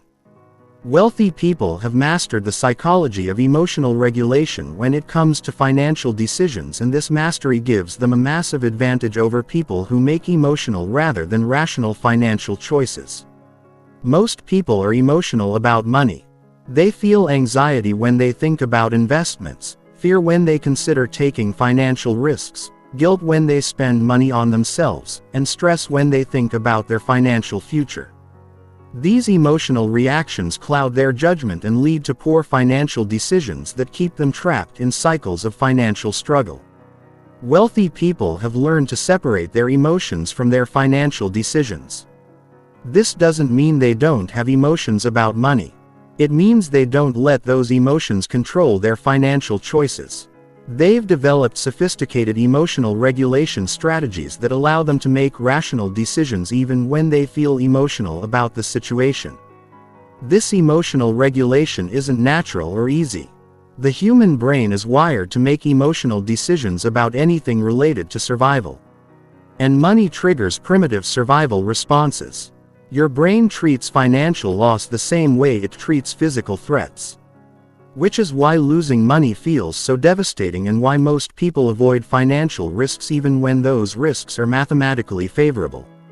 Wealthy people have learned to override these primitive emotional responses through conscious emotional management techniques. They understand that emotional decisions about money are almost always suboptimal. So, they've developed systems for making financial decisions from a logical rather than emotional state. The first emotional regulation strategy wealthy people use is what psychologists call emotional labeling.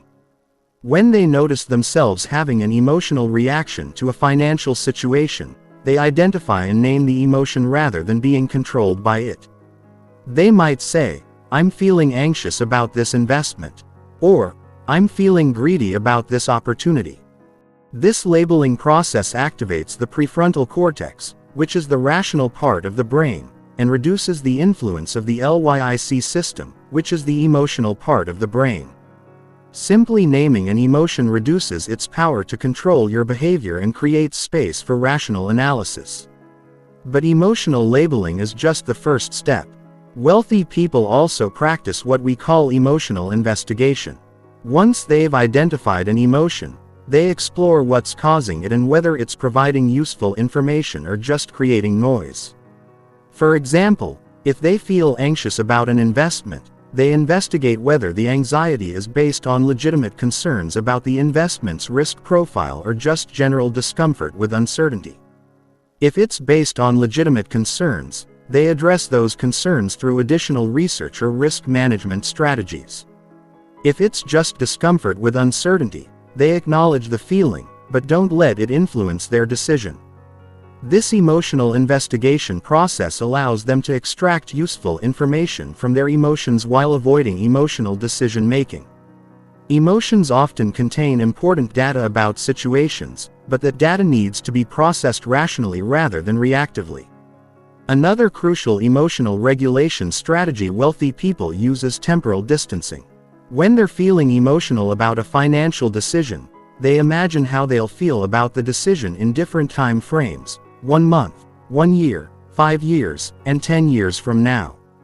This temporal distancing helps them distinguish between emotions that are based on immediate discomfort and emotions that reflect genuine long-term concerns. Many financial emotions are based on short-term discomfort with decisions that are beneficial in the long term.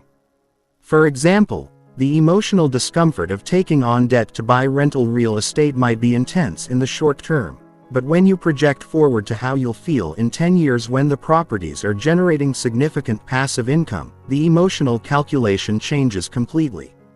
Wealthy people also use a technique called worst-case scenario analysis to manage the fear and anxiety that often paralyze people when making financial decisions.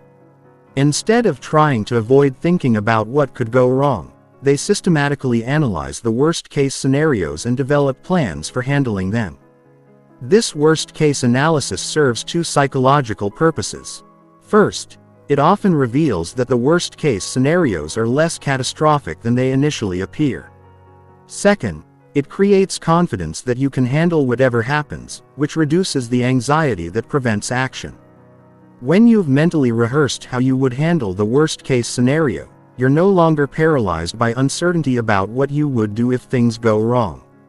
This preparation eliminates much of the fear that keeps people from taking calculated risks that could significantly improve their financial situation. But perhaps the most important emotional regulation strategy wealthy people use is what we call outcome independence. This means making decisions based on the quality of the decision-making process rather than attachment to specific outcomes. Outcome independence eliminates the emotional roller coaster that comes from tying your self-worth and emotional state to financial results. When you're attached to specific outcomes, every financial setback feels like a personal failure and every financial success feels like validation of your worth.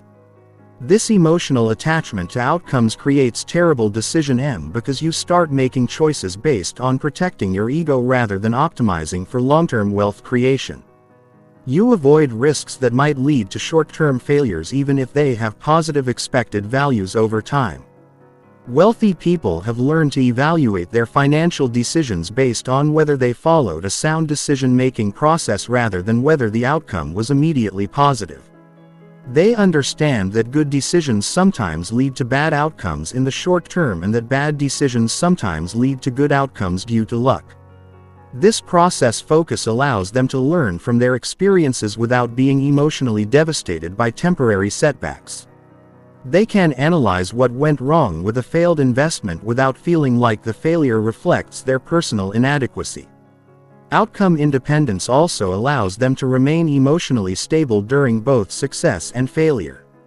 They don't get overconfident during winning streaks or devastated during losing streaks. This emotional stability enables better decision because they're not trying to compensate for emotional highs or lows. Another sophisticated emotional regulation technique wealthy people use is cognitive reframing. This means consciously changing how they think about financial situations to create more useful emotional responses. For example, instead of thinking about investment losses as failures, they reframe them as tuition paid for market education. Instead of thinking about business expenses as money lost, they reframe them as investments in future income generation. Instead of thinking about networking events as time wasted, they reframe them as relationship buildings that could create future opportunities. This reframing isn't just positive thinking. It's strategic thinking about how to interpret experiences in ways that create useful emotional states rather than destructive emotional states. The same objective situation can create very different emotional responses depending on how you frame it. And those different emotional responses lead to very different future behaviors. Wealthy people also understand the concept of emotional contagion and are very careful about the emotional environment they create and participate in.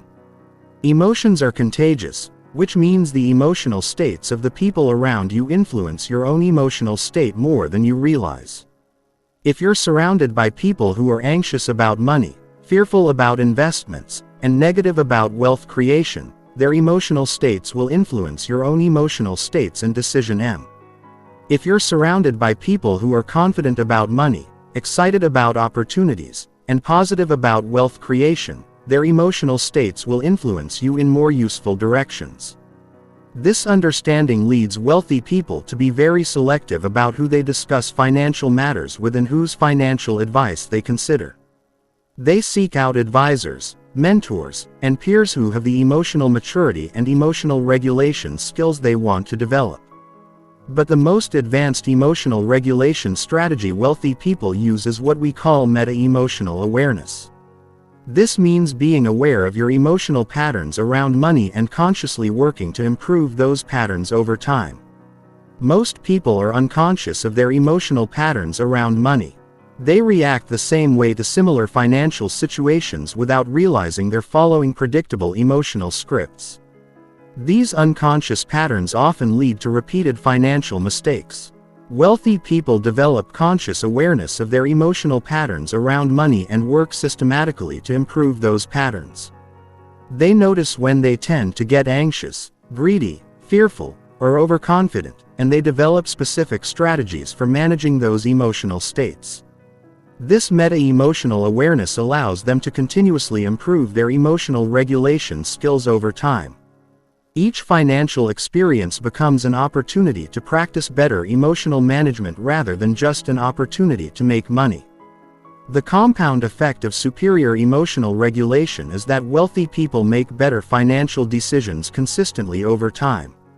While others are making emotional decisions that feel good in the moment but create poor long-term results, they're making rational decisions that might feel uncomfortable in the moment but create excellent long-term results. This emotional regulation advantage compounds because better financial decisions lead to better financial results, which creates more confidence and emotional stability, which enables even better future decisions. Emotional regulation and financial success create a positive feedback loop that accelerates wealth creation over time. But developing this level of emotional regulation requires conscious practice and often professional development. Most people never learn emotional regulation skills because they're not taught in school and they're not emphasized in traditional financial education. Wealthy people often invest in therapy, coaching, or training, specifically focused on emotional regulation and psychological development. They understand that their psychology is their most important wealth creation tool, and they invest in optimizing that tool just as they would invest in optimizing any other business asset. The final aspect of emotional intelligence that gives wealthy people an advantage is their understanding of how emotions affect other people's financial decisions. This allows them to recognize when markets, individuals, or entire industries are making emotional rather than rational decisions, which creates opportunities for people who can remain rational. When everyone else is being greedy during market bubbles, emotionally intelligent investors remain cautious. When everyone else is being fearful during market crashes, emotionally intelligent investors see opportunities. When everyone else is making emotional decisions about business deals, emotionally intelligent negotiators can structure deals that benefit all parties. This emotional market awareness creates what we call contrarian opportunities. Situations where you can create wealth by taking rational actions when others are acting emotionally. These opportunities often provide the highest returns because emotional decision creates inefficiencies that rational decision makers can capitalize on. When you master the emotional regulation strategies that wealthy people use, you'll be able to make financial decisions based on logic and long-term optimization rather than fear, greed, or other emotional reactions. This single improvement in your financial psychology can dramatically improve your wealth creation results over time. This brings us to our next psychological cheat code: how wealthy people think about and approach investing, which involves psychological frameworks that are completely different from how most people approach investment decisions. Chapter 11. The Investment Psychology Matrix. The difference between how wealthy people think about investing and how most people think about investing is so profound that they're essentially playing different games entirely. Most people approach investing with a gambling mentality, hoping to pick winners and avoid losers. Wealthy people approach investing with a business mentality, focusing on systems, probabilities, and long-term value creation. This fundamental difference in investment psychology determines everything about their investment results. While most people lose money or generate modest returns, wealthy people consistently generate returns that compound into significant wealth over time. The difference isn't access to better investments. It's understanding the psychology that creates successful investment outcomes. Most people approach investing emotionally. They buy investments that feel exciting. They sell investments that make them anxious. And they make decisions based on what investments have done recently rather than what they're likely to do in the future. This emotional approach to investing virtually guarantees poor results because markets are designed to exploit emotional decision-making. Wealthy people approach investing systematically. They have clear criteria for what makes a good investment. They follow consistent processes for evaluating opportunities, and they make decisions based on long-term probabilities rather than short-term emotions. This systematic approach allows them to make rational decisions even when markets are behaving irrationally. The first psychological principle wealthy people understand about investing is that successful investing is about buying businesses, not buying stocks. When most people buy stocks, they are focused on price movements, chart patterns, and market sentiment. When wealthy people buy stocks, they're focused on business fundamentals, competitive advantages, and long-term growth potential. This business-focused approach eliminates much of the anxiety and speculation that plague most investors. Instead of worrying about daily price fluctuations, they focus on whether the underlying businesses are becoming more valuable over time. Instead of trying to predict short-term market movements, they focus on identifying businesses that will be worth more in the future than they are today. This business perspective also changes how they think about market volatility. Most people see volatility as risk and try to avoid it. Wealthy people see volatility as opportunity and try to capitalize on it. They understand that volatility is the price you pay for superior long-term returns, and that trying to avoid all volatility guarantees inferior returns. When markets are volatile, business values don't change as rapidly as stock prices. This creates opportunities to buy good businesses at prices below their intrinsic value and sell them at prices above their intrinsic value. Wealthy investors position themselves to take advantage of these opportunities rather than being paralyzed by them. Another crucial psychological principle wealthy people understand is the concept of investment temperament. They recognize that successful investing requires specific psychological characteristics, and they work to develop those characteristics rather than just focusing on investment knowledge. The most important investment temperament characteristic is patience. Wealth creation through investing happens over years and decades, not days and weeks. Most people lack the patience for true wealth building investments because they want immediate feedback and quick returns. Wealthy people have trained themselves to think in decades rather than quarters. They understand that the best investment opportunities often take years to mature, and that premature selling is one of the biggest destroyers of investment wealth. This long-term temperament allows them to make investment decisions that would be impossible for people who need immediate gratification. They can buy businesses that are temporarily unpopular but have strong long-term prospects. They can hold investments through temporary downturns because they're focused on long-term value creation rather than short-term price movements. The second crucial temperament characteristic is emotional stability. Investing involves constant uncertainty and frequent temporary losses. People who are emotionally reactive to these normal aspects of investing make poor decisions that destroy wealth over time. Wealthy people develop emotional stability through understanding, preparation, and practice. They understand that temporary losses are normal and expected in successful investing. They prepare for volatility by diversifying appropriately and never investing money they might need in the short term. They practice emotional regulation techniques that allow them to remain calm during market turbulence. The third crucial temperament characteristic is independent thinking. Markets are social systems where crowd psychology often drives prices away from fundamental values. People who follow the crowd buy when prices are high and sell when prices are low, which guarantees poor results. Wealthy people have trained themselves to think independently about investment opportunities. They base their decisions on their own analysis rather than market sentiment, media coverage, or social pressure. This independent thinking allows them to buy when others are selling and sell when others are buying. But perhaps the most important psychological principle wealthy people understand about investing is the concept of asymmetric risk. This means looking for investments where the potential upside is much larger than the potential downside regardless of the probability of success. Most people focus on the probability of success when evaluating investments. Wealthy people focus on the magnitude of success relative to the magnitude of failure. They would rather make 10 investments where they could lose $1 each but make $50 on the winners than make one investment where they're likely to make $5 but could lose $10. This asymmetric thinking leads them to make investment decisions that seem counterintuitive to most people. They're willing to accept lower probability investments if the reward-to-risk ratio is favorable.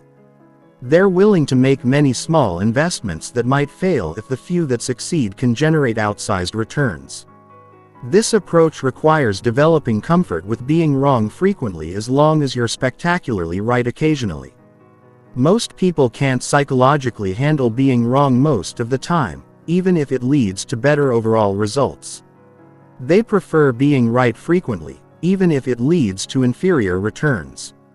Wealthy people have learned to separate their ego from their investment results. They don't need to be right about every investment to feel competent. They measure success based on overall portfolio performance rather than individual investment performance. Another sophisticated psychological principle wealthy people apply to investing is barbell positioning. This means structuring their investments to minimize catastrophic risk while maximizing upside potential.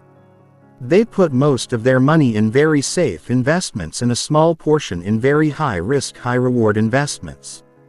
This barbell approach provides psychological benefits as well as financial benefits. The safe portion of their portfolio ensures they can sleep well at night and maintain their lifestyle regardless of what happens to their speculative investments. The speculative portion provides exposure to unlimited upside potential without risking their financial security. This structure eliminates the psychological stress that comes from having your entire financial future dependent on risky investments while still providing exposure to the wealth creation potential that comes from taking calculated risks. Wealthy people also understand the psychological principle of position sizing. The idea that the amount you invest in any opportunity should be proportional to your confidence in the opportunity and your ability to withstand loss of that amount. Most people make binary investment decisions. They either invest or they don't. Wealthy people make graduated investment decisions. They invest different amounts based on their conviction level and the asymmetric risk profile of each opportunity. This graduated approach allows them to participate in many more opportunities because they don't have to be certain about any single opportunity. They can invest small amounts in many uncertain opportunities while investing larger amounts in opportunities they understand better. The psychological benefit of position sizing is that it eliminates the paralysis that comes from trying to make perfect investment decisions. You don't have to be certain about an investment to participate in it. You just have to size your position appropriately for your level of certainty. But the most advanced psychological tool wealthy people use in investing is what we call probabilistic thinking. Instead of trying to predict what will happen, they think in terms of probability distributions and expected values across many possible outcomes. Most people try to predict the future when making investment decisions. They want to know what the stock market will do next year, what interest rates will be, or what a specific company's earnings will be. This prediction-based approach leads to overconfidence and poor decision because the future is inherently unpredictable. Wealthy people accept uncertainty as a fundamental aspect of investing. Instead of trying to predict specific outcomes, they think about ranges of possible outcomes and the probability of each outcome. This probabilistic thinking allows them to make good decisions even when they can't predict exactly what will happen. This approach requires developing comfort with uncertainty and ambiguity. Most people are psychologically uncomfortable with uncertainty and try to create false certainty through predictions and forecasts. Wealthy people have learned to be comfortable with uncertainty and make decisions that work well across multiple possible futures. The probabilistic approach also changes how they think about investment mistakes. Instead of viewing unexpected outcomes as errors in judgment, they view them as normal variations in a probabilistic system. This perspective prevents the emotional devastation that comes from being wrong about specific predictions. Another crucial aspect of investment psychology that wealthy people master is understanding market cycles and positioning themselves appropriately for different phases of those cycles. They understand that markets move in predictable psychological patterns even though the timing and magnitude of those patterns are unpredictable. During market euphoria, they become more cautious and focus on preserving capital. During market despair, they become more aggressive and focus on acquiring assets at discounted prices. This contrarian approach requires strong psychological discipline because it means doing the opposite of what feels emotionally comfortable. When everyone else is excited about investments and prices are high, it feels wrong to be cautious. When everyone else is fearful about investments and prices are low, it feels wrong to be aggressive. Wealthy people have trained themselves to act rationally rather than emotionally during these extreme market conditions. This cyclical thinking also helps them maintain perspective during both good and bad market periods. They understand that good times don't last forever and they prepare for downturns during good times. They understand that bad times don't last forever and they position for recovery during bad times. The final psychological principle that gives wealthy people an investing advantage is their understanding of opportunity cost. Every investment decision is simultaneously a decision not to make other investments. Wealthy people evaluate investments not just based on their absolute returns but based on their returns relative to other available opportunities. This opportunity cost thinking prevents them from holding on to mediocre investments just because they're profitable. If they can identify better opportunities, they're willing to sell good investments to buy better investments. This continuous optimization of their investment portfolio compounds into significantly better results over time. Most people evaluate investments in isolation rather than relative to other opportunities. They hold on to investments that are making money even when they could be making more money in different investments. This failure to optimize for opportunity cost significantly reduces their wealth creation potential. When you master the investment psychology principles that wealthy people use, you'll be able to make investment decisions that compound into significant wealth over time. You'll avoid the emotional traps that destroy most people's investment returns, and you'll position yourself to benefit from the market inefficiencies that emotional decision-making creates. This brings us to our next psychological cheat code: how wealthy people think about business creation and entrepreneurship, which involves psychological frameworks that most people never develop. Chapter 12: The Entrepreneurial Mindset Shift. If you want to understand how wealthy people create wealth at an accelerated rate, you need to understand how they think about business and entrepreneurship.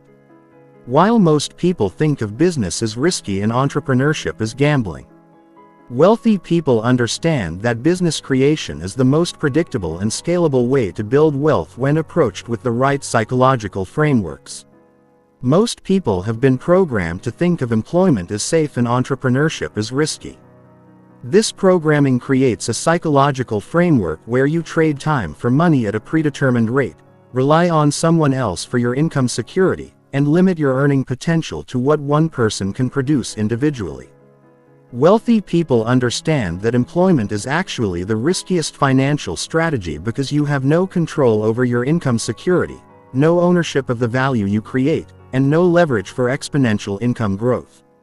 They see entrepreneurship as the safest long-term financial strategy because it gives you control over your income, ownership of the value you create, and unlimited leverage for wealth creation.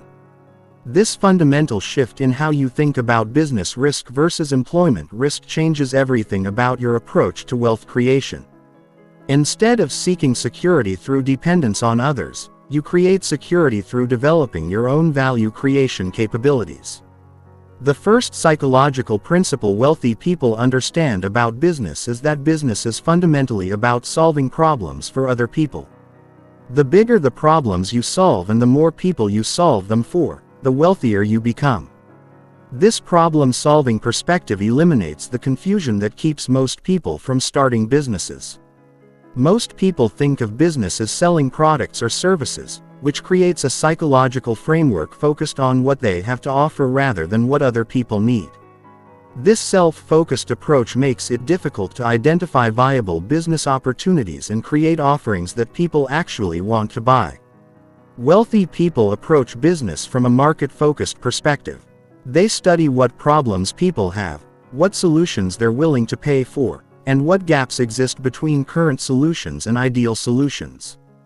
This market focus makes it much easier to identify business opportunities and create successful businesses. This problem-solving approach also changes how they think about competition. Most people see competition as a threat and try to avoid competitive markets.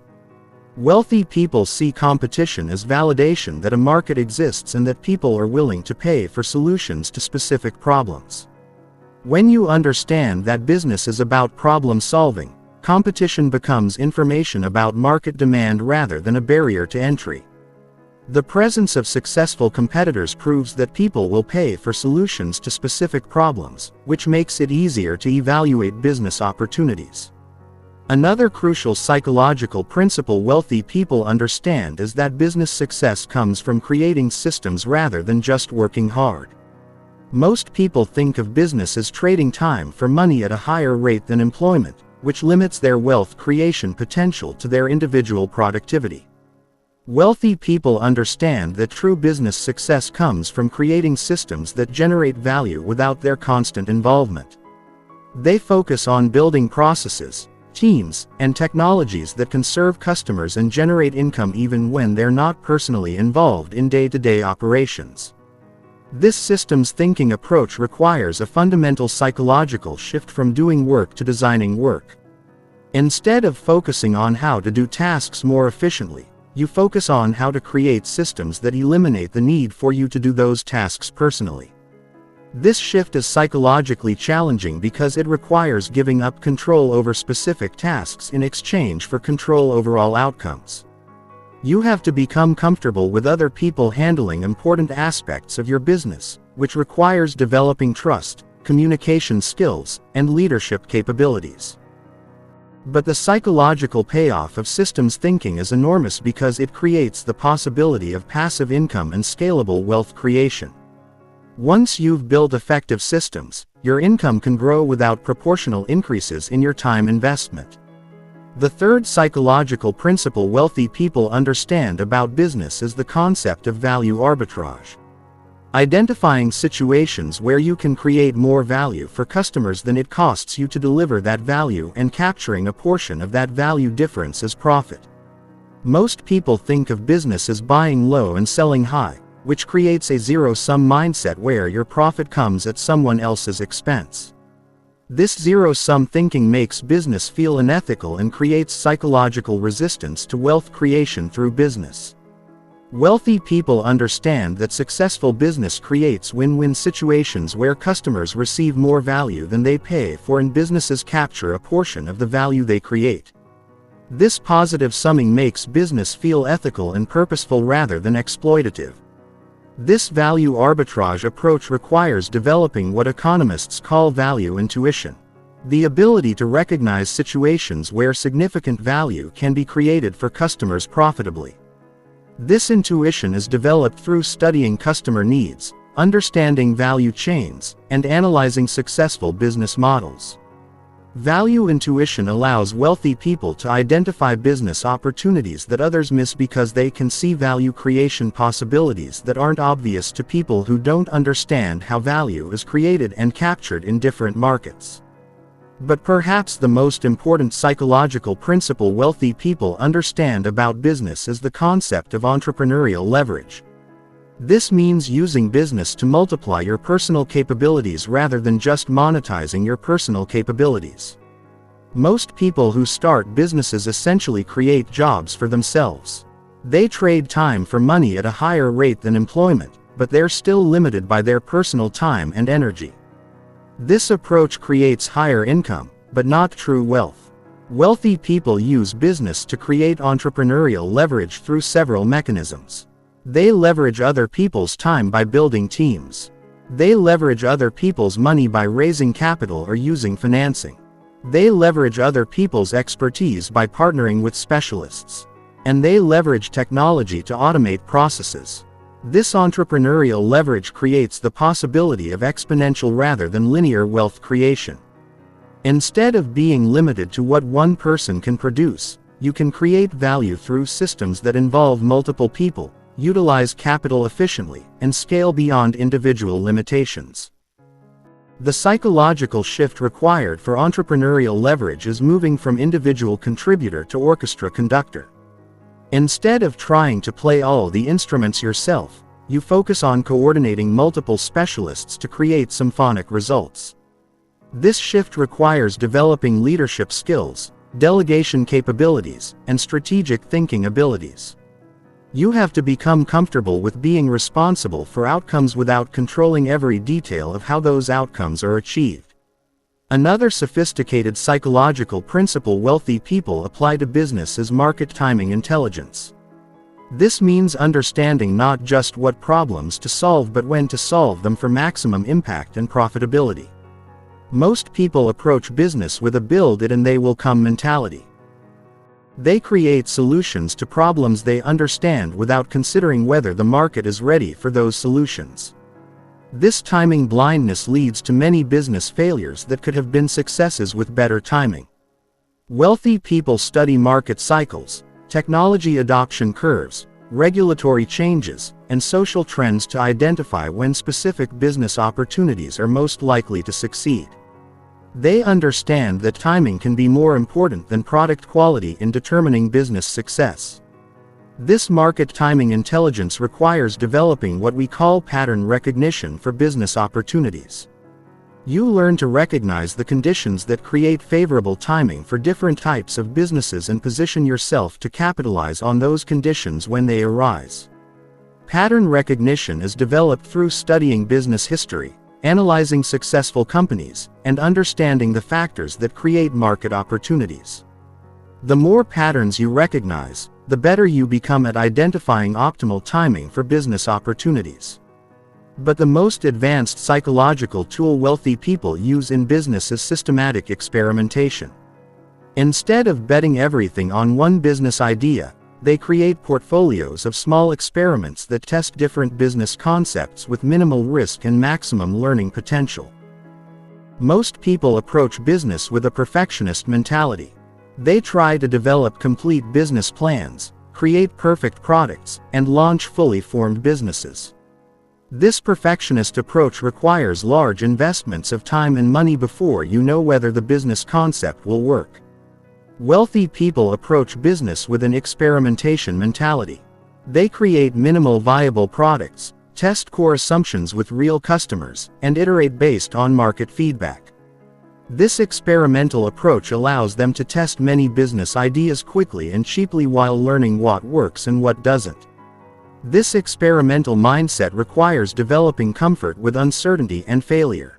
You have to be willing to launch imperfect products, receive negative feedback, and pivot when experiments don't work as expected. But the psychological benefit of systematic experimentation is that it eliminates the paralysis that comes from trying to predict business success in advance. You don't have to be certain about a business idea to test it. You just have to be curious about whether it might work. The compound effect of systematic experimentation is that you learn business principles that apply across multiple ventures. Each experiment teaches you something about customer behavior, market dynamics, or business operations that improves your ability to create successful businesses in the future. Another crucial aspect of entrepreneurial psychology that wealthy people master is understanding the relationship between business and personal development. They recognize that business success requires continuous personal growth, and they use business challenges as opportunities to develop capabilities they couldn't develop any other way.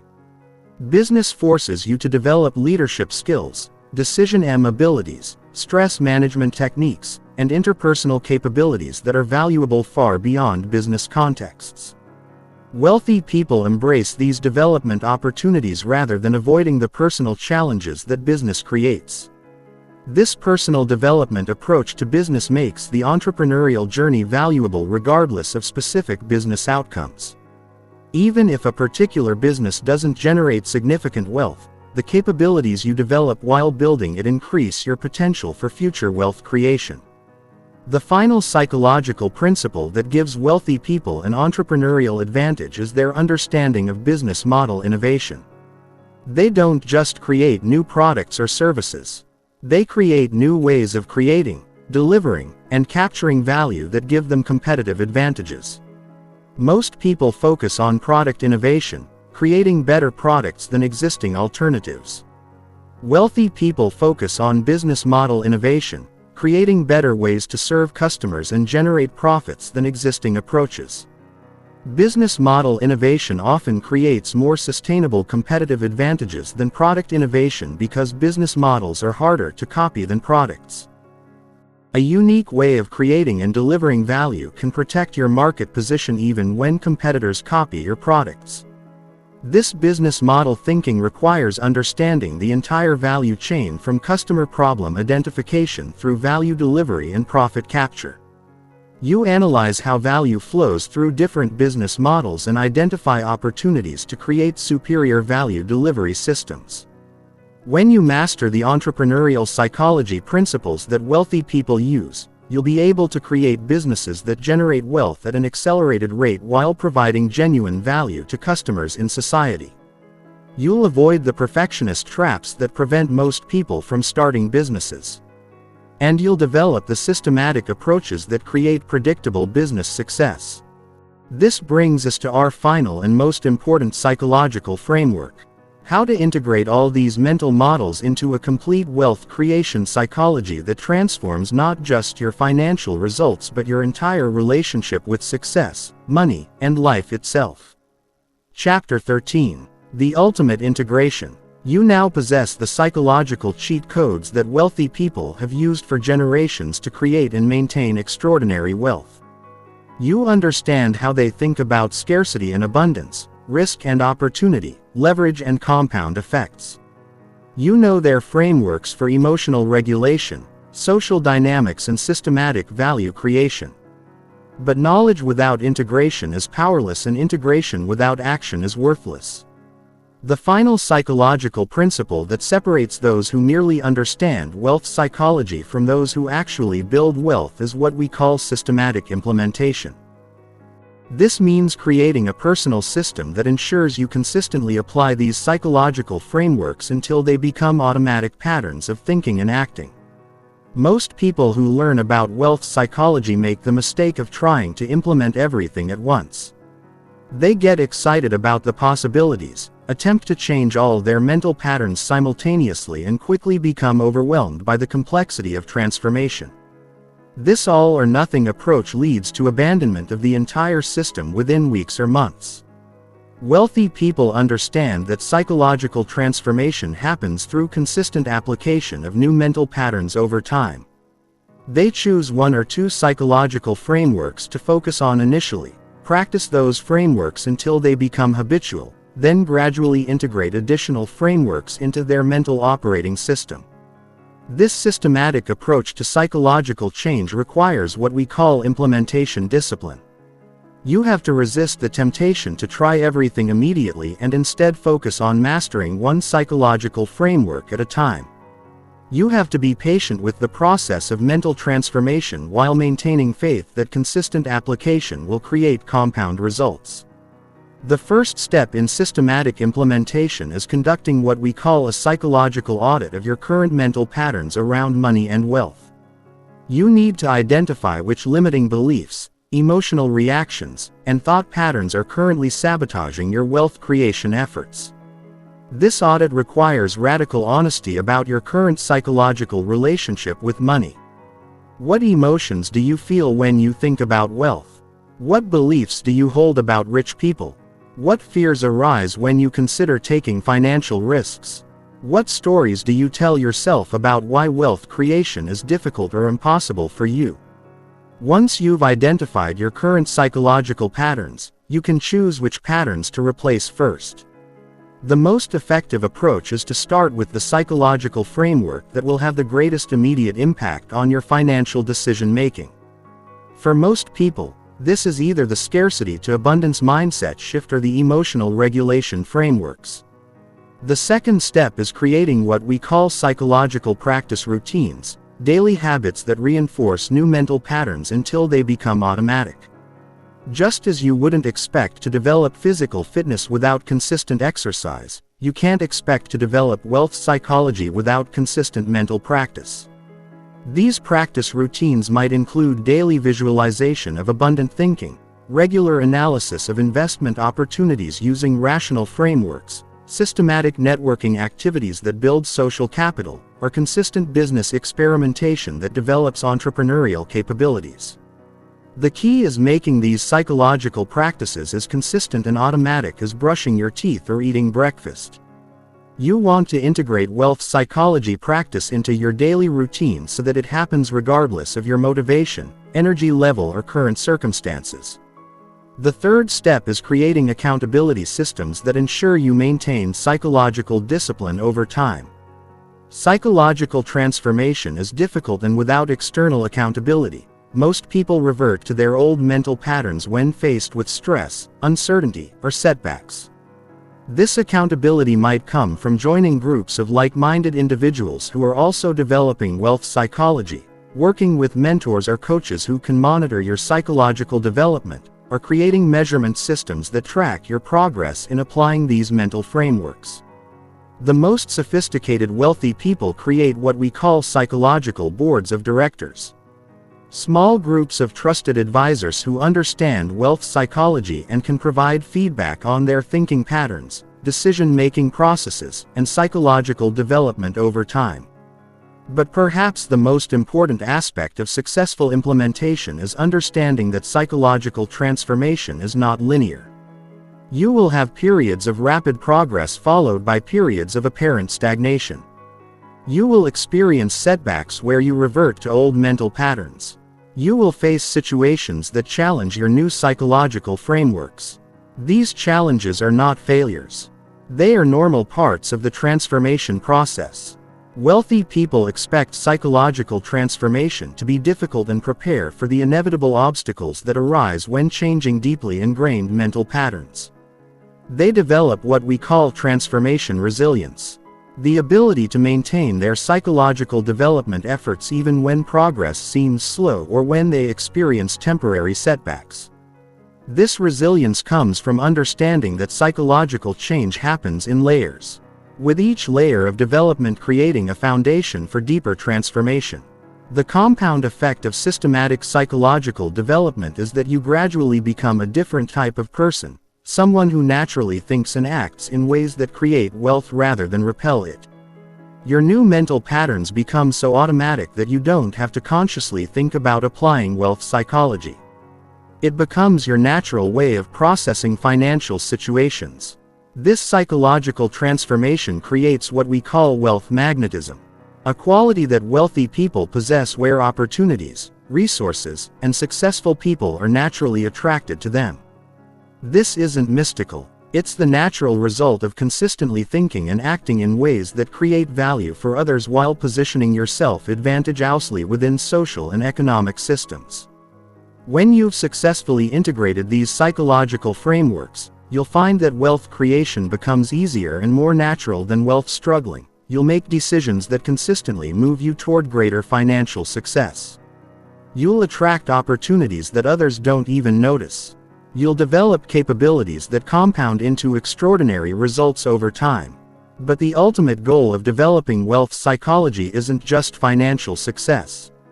It's psychological freedom, the ability to make choices based on what you want to create rather than what you're afraid to lose. It's the confidence that comes from knowing you can create value in any situation. It's the peace of mind that comes from understanding how money and wealth actually work. Most importantly, it's the ability to use wealth as a tool for creating the life you want while contributing value to others. When you truly master wealth psychology, money becomes a servant rather than a master, a means to an end rather than an end in itself. The wealthy people who have shared these psychological frameworks with you through this content understand something that most people never realize. True wealth isn't about having money. It's about having the psychological capabilities that create money consistently over time. Money can be lost, But psychological capabilities last forever and can recreate wealth in any circumstances. As you begin implementing these psychological frameworks, remember that you're not just learning techniques for making money. You're developing mental patterns that will serve you throughout your entire life in every situation that requires strategic thinking, emotional regulation, or systematic problem solving. The psychology of wealth is ultimately the psychology of effectiveness. The mental frameworks that allow you to create the results you want in any area of life. These same psychological principles that create financial success also create success in relationships, health, creativity, and personal fulfillment. But transformation requires action, and action requires decision. Right now in this moment, you have a choice. You can treat this information as entertainment, consuming it passively without changing anything about how you think or act. Or you can treat this information as education, actively implementing these psychological frameworks until they transform your financial reality. The wealthy people whose psychological secrets you've learned made their choice long ago. They chose transformation over entertainment, implementation over information, and systematic development over hopeful waiting. They chose to think differently even when it was uncomfortable, to act boldly even when it was uncertain, and to persist consistently even when progress was slow. Now it's your turn to choose. Will you join the small percentage of people who actually apply what they learn about wealth psychology? Will you do the difficult work of transforming your mental patterns even when it challenges everything you've believed about money? Will you persist with psychological development even when the results aren't immediately visible? Your financial future depends entirely on the choice you make right now. Everything you've learned about the psychology of wealth is useless unless you apply it systematically and consistently over time. But if you do apply it, if you commit to developing the psychological frameworks that create wealth, your financial reality will transform in ways that currently seem impossible. The cheat codes are now yours. The question is, what will you do with them? The wealthy are waiting to see if you'll join their ranks. Not through luck or inheritance, but through developing the psychological mastery that creates wealth consistently and ethically. They're waiting to see if you'll stop thinking like everyone else and start thinking like them. The choice is yours. The time is now. Your wealthy future is waiting for your decision. Choose wisely. Choose boldly. Choose now. Because everything you want is on the other side of the psychological transformation you've been avoiding your entire life. And that transformation begins with a single decision to stop consuming information and start implementing it. The psychology cheat codes rich people don't want you to know are no longer secret. Now the only question is whether you have the psychological courage to use them. Your answer to that question will determine everything about your financial future. Choose the answer that creates the life you actually want rather than the life you're settling for. The wealthy are waiting. Your future self is waiting. The only person who can make this choice is you. Make it now.